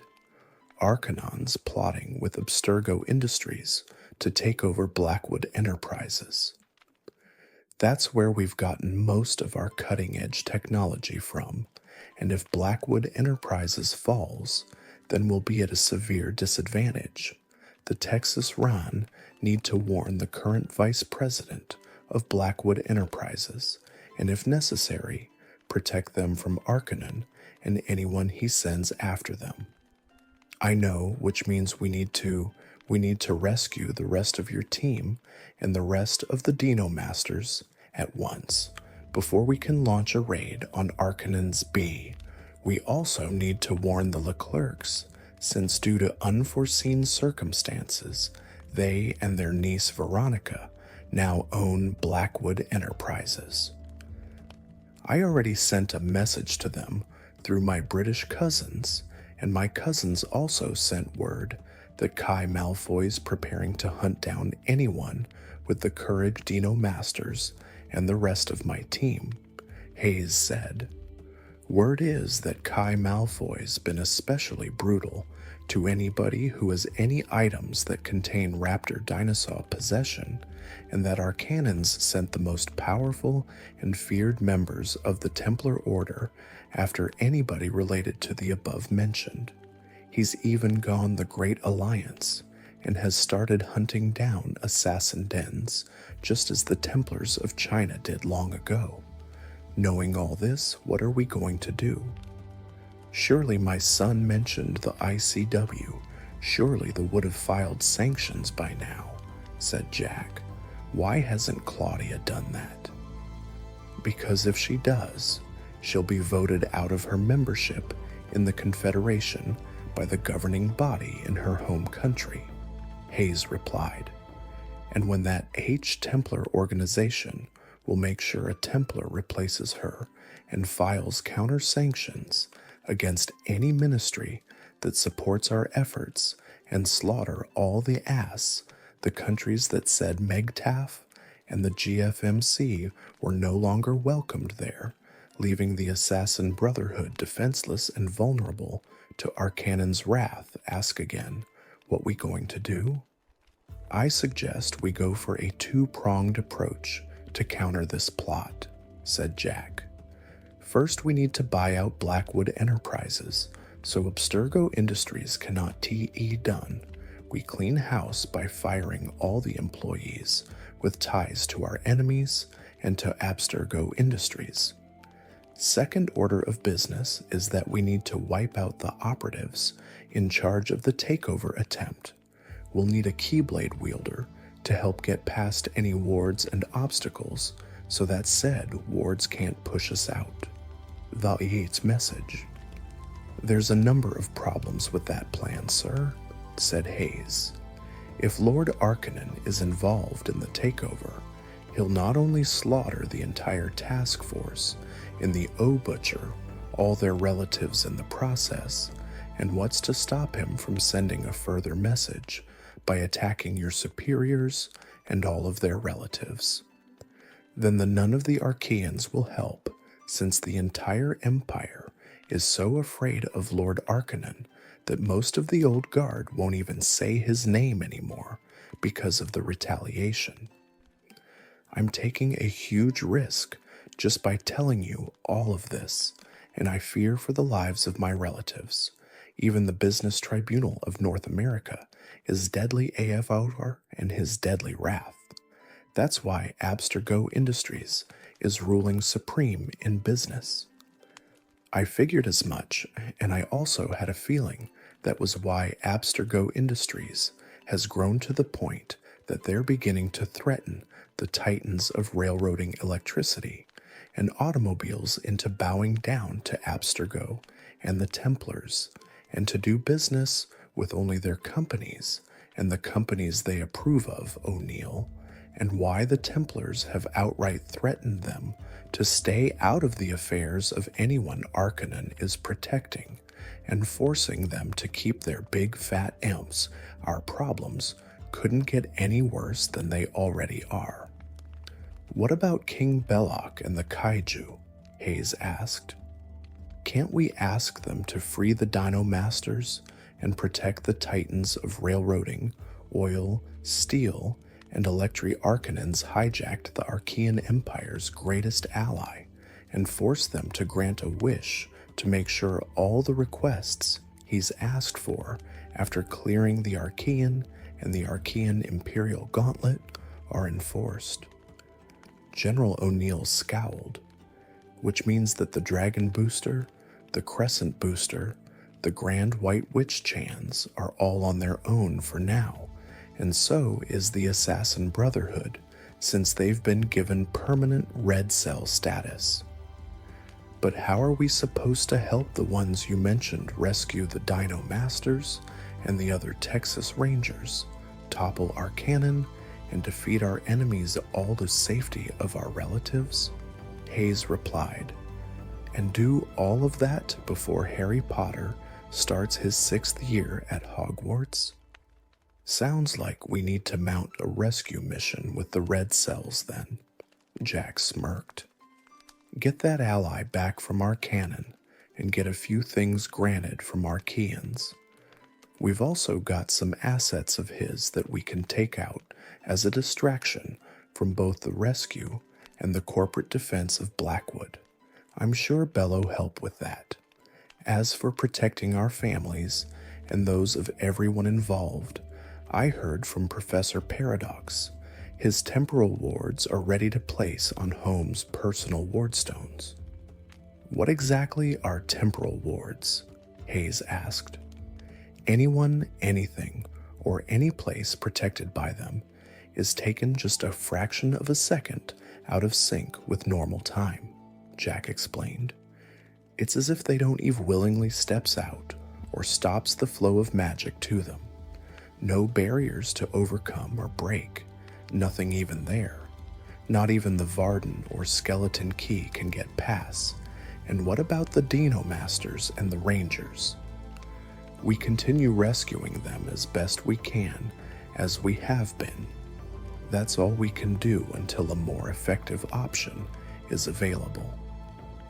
Remind me again what's on our wish list to the Archaeans, because if the Archaean Empire's greatest ally is who I think it is, then what's to stop Arcanon from everything that Professor Paradox provided us? Hayes asked before adding.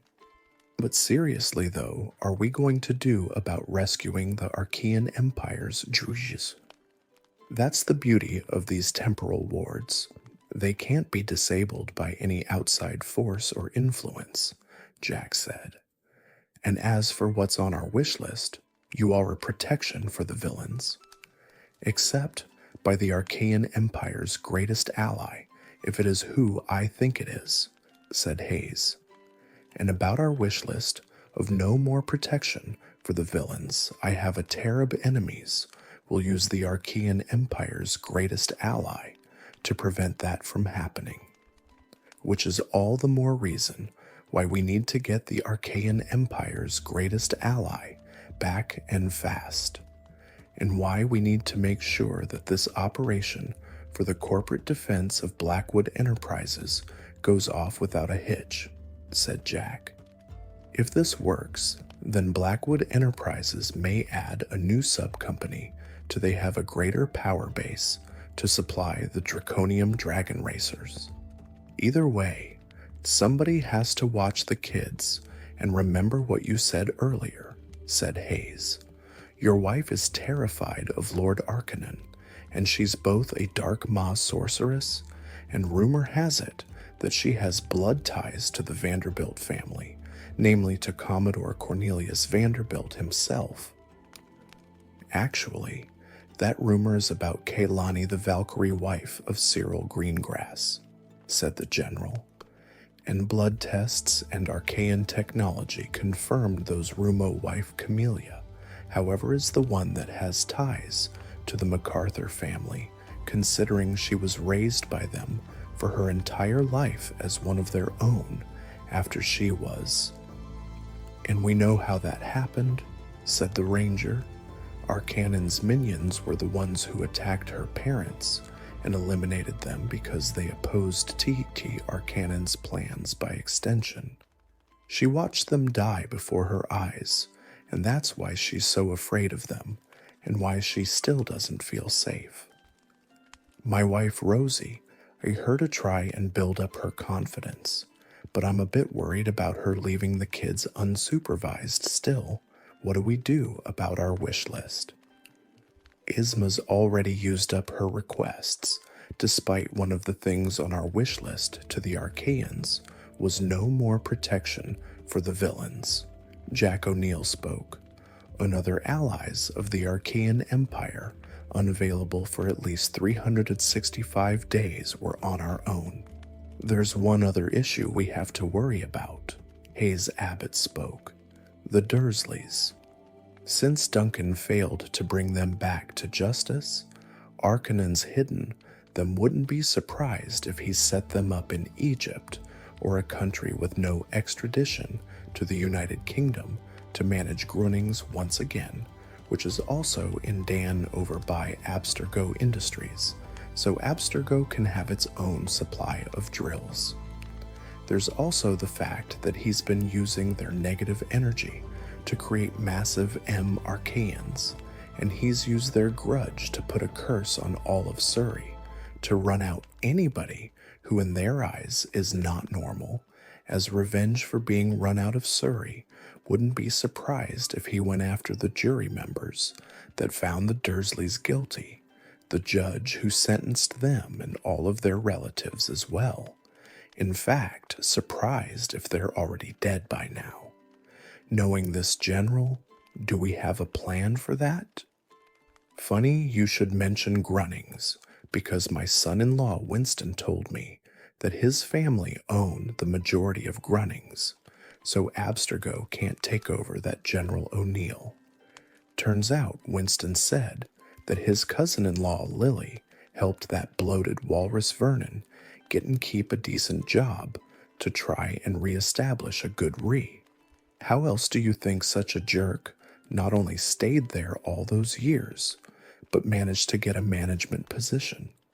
And how else could he have been so serp, not only fired on the spot, but replaced with Arabella Figg's husband after the rest of Delilah's in-laws learned what he did to Harry, Daisy, and Abigail?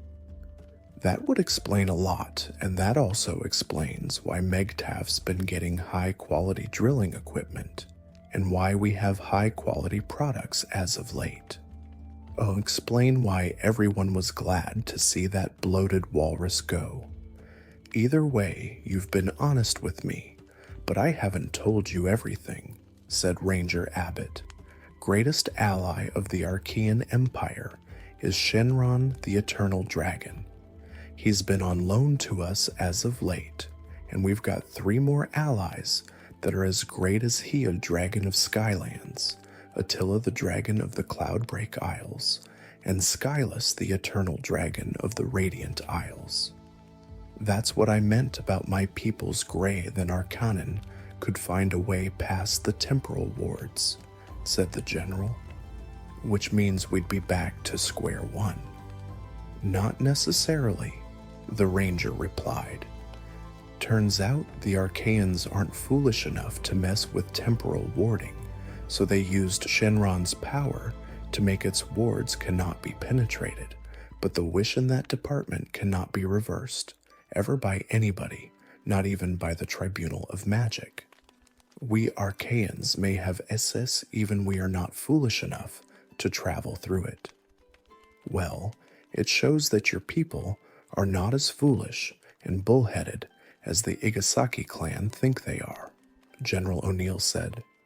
All we have to do now is convince TT to summon the Eternal Dragon and get them to mass produce Professor Paradox's temporal ward technology and apply it to all of the homes of our allies, and one less headache at any rate.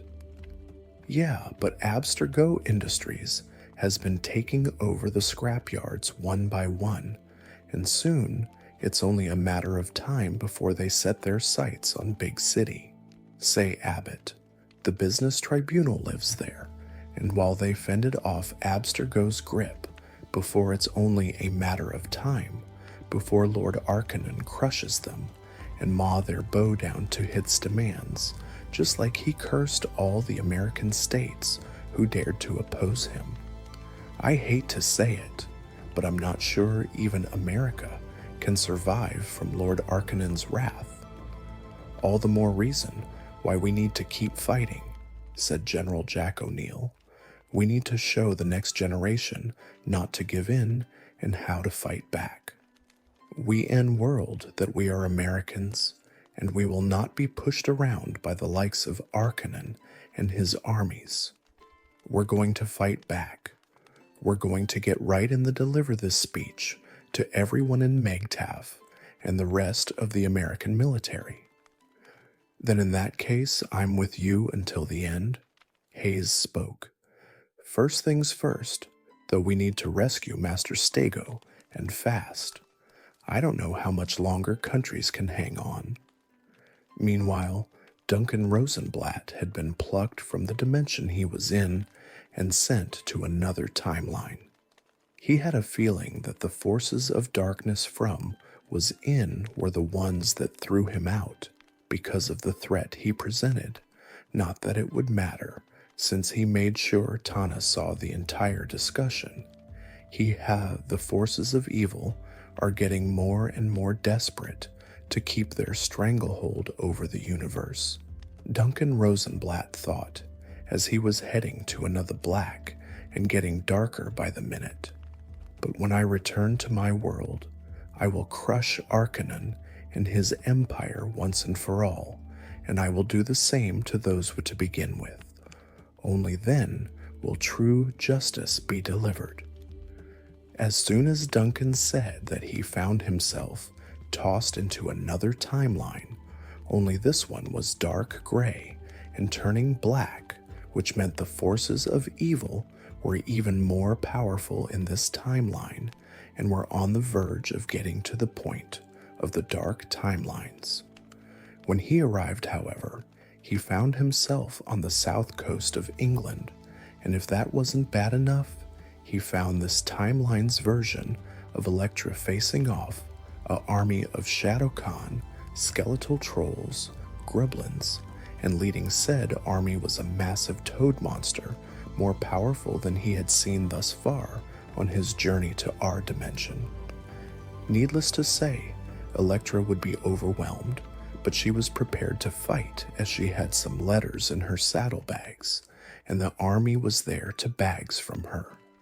Elektra fought as the toad monster ordered the army to attack. Elektra's outnumbered, but she's willing to fight for what's right, Duncan thought, and I see that her saddlebags contain information the forces of darkness do into the world. Sure enough, the Dark Army made the first move and began to attack as Elektra defended herself using the power of lighting. The toad monster croaked. Calm began to charge and surround the yellow dragon to eliminate her and steal her mail. The Dark Armies had the advantage in sheer numbers, and Elektra was getting tired as each time she crushed, part of the Dark Armies more would emerge, and continuing until she was on her very last legs and close to defeat. The Dark Armies unfortunately knew this, and they were ready to press the advantage, and the toad monster prepared to deliver the final blow and steal the mail to deliver back to their master. Before they could, however, Duncan jumped into action, a minion's closest to Elektra. Elektra was shocked upon seeing Duncan, since she thought that the kaiju had been trapped in crystal and banished from the Earth Archaean Empire's most feared enemy, having crushed the Imperial Gauntlet Challenge centuries ago, but she was too worn down to comment, so she decided to off the army of darkness until only the toad monster was left. Duncan could see Elektra was doing her best, but she was on her last legs, and it was time for HH action. Duncan, I'm exhausted, you need to take over, Elektra panted as she passed out on the spot, unaware that this was an alternate dimensional version of Duncan was speaking to. I'll take it from here, Duncan said as he stepped up to face the toad monster. The toad monster roared as it fired a purple poisonous cloud at Duncan, only for no effect upon him, and to add insult to injury, Duncan blew the cloud away before going on the attack. The toad monster tried to bring him down with water, but none of them could hit Duncan, and he was moving too fast for the monster to hit. Sure enough, the toad monster got tired, allowing Duncan to deliver the destroying the beast on the spot. And that's that, Duncan said, having roasted the monster before seeing Elektra completely exhausted and passed out on the spot. I better find a safe house rest and recover. Duncan picked up Elektra and flew her to the closest safe house he could find so she could rest and tell him what dimension he was in and what was going on. Back in Duncan's home dimension, Masters Tyranno, Tricera, and Terra were in Megtaff's main base reviewing all that had happened since the virus hit North A, along with the rest of Europe, with the British Isles aside from Ireland being unaffected, and it was only through the magical means areas of Great Britain. The had a very good idea who was behind the viral attack and how it spread. Miko was also present, as they were having a word with General O'Neill about the Pote pandemic happening. "What's the progress on the swordfish vaccine?" Master Tyranno asked. "Slughorn and the scientists are working on it, and Arisa is watching every move that they make," said General O'Neill. "It's gonna take some time to produce. Finish it by the 1st of September before Arisa returns to Hogwarts. In the meantime, what are you going to do if our cannon summons some giant monsters?" "We have some Megazords to fend them off, but with the other Dino Masters trapped, we can't access them. The only Megazords we have are the Thundersoru Terra Charge Megazord, and the only other Zords we have left are the T-Rex Champion and Terra Freeze Zords," Master Tricera said. "Our options are limited. Gee, we need to rescue Masters Stego and Ankelo, and to do that we need the blue and aqua energems. Unfortunately, with no way to charge them with the Nessus back at square one." "I hate to be a black cloud, but I have more bad news," Miko said. "When I was in Tokyo, the young Archaeans who chased after me were unable to find me. So them, and they revealed a lot of information about the situation. Most of their complaints were about Lord Arcanon having been protecting the guy calling him and bringing in somebody calling themselves the Hacker." "Well, that's just great, as if we haven't got enough problems already. Arcanon's ally, the Chairman, and one of his most fearsome minions is back. Master Terra remember all the havoc that the Chairman caused all across all of North America, and in another timeline the Texas Rangers actually ended his reign of terror, thanks to Arcanon's interference and his use of the Shadowcon. The Chairman escaped a justice, and now Arcanon's got information about every law enforcement world and has sent the Shadowcon to eliminate any undercover agents. It's deja vu all over again." "From the way you talk, Master Terra, it sounds like you've dealt with this before," Miko spoke. "Unfortunately, you're right about that, Miko." Master Terra sighed before continuing the story. "This is just like the time I tried to help an A in Texas with a ganging. Unfortunately, I couldn't testify against the gang leader without putting the other Dino Masters and myself at risk, but I was able to reveal who slaw the firefighters who tried to put out the fires and all of their relatives. Unfortunately, since I couldn't testify as the Dino Masters took an oath not to show our F revealing ourselves, the ADA's case was lost, and Arcanon put the entire neighborhood and all of the neighboring cities, including the state capital, under his iron. Be surprised if Lord Arcanon has done the same by now to the other state capitals in North America." General O'Neill was annoyed, but he had to hear the Dino Masters out, considering they were the only ones on good terms with the Archaean weapon masters due to feats that Lord Arcanon suffered at the hands of the Dino Masters and their dino-themed Megazords. "At this rate, you lot may have to take on Arcanon, but I don't think the three of you alone are strong enough," General O'Neill said, "and Arcanon and the Dark stronger and stronger every second. We need those political sanctions filed against them, and we need them now. Unfortunately, we bring more bad news on that subject," said Master Tricera. "Due to the poor timing of her sister-in-law's move, and the threat of Lord Awell as the additional threat of any sanctions filed against her and everyone in the entire Borsari clan, Claudia is too afraid to bring sanctions against the Malfoy linked to them. Then there's the threat of Abstergo Industries, and the Templars taking over businesses left, right, and center until they have a complete mon-up. We really need to protect Coludia and Blackwood Enterprises and take the fight to Arcanon and the Templars, said General O'Neill. The last thing we need is the situation and getting leaked information in the form of only how our enemies want the world to see. Unfortunately, we're too late for that, said Kenny, holding a copy of the Daily Prophet. News about Miko's suspicion of the Igasaki clan benefactor being one minions has not only been leaked, but also confirmed by Lord Arcanon himself. And what, pray tell, does that mean? Master Tyranno asked.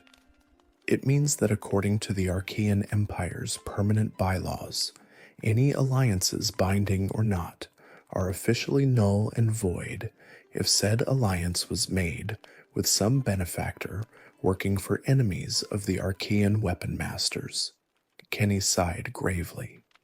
Not that it matters, since most of the entire Igasaki clan is in the host leader is dead, thanks to Chandler Arkwright, Grayson Roberts, and Memnon Perkins beating most of the entire Igasaki clan and all their relatives, and in-laws T-named names, and made sure the full details of the Archaeans responsible for the attack upon the entire Igasaki clan were printed, and whose orders they answer only to the Archaean Empire's elite guard.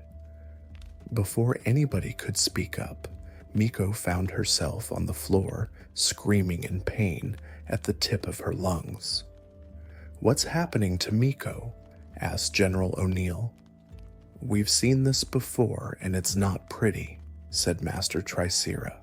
"Miko's dead ancestors are being tortured, and from the way Miko's screaming, the entire Archi Council must be back on their feet by now, torturing the entire Igasaki clan, all of the clan's in-laws, and all of the clan's dead ancestors, all the way back to 10 beyond.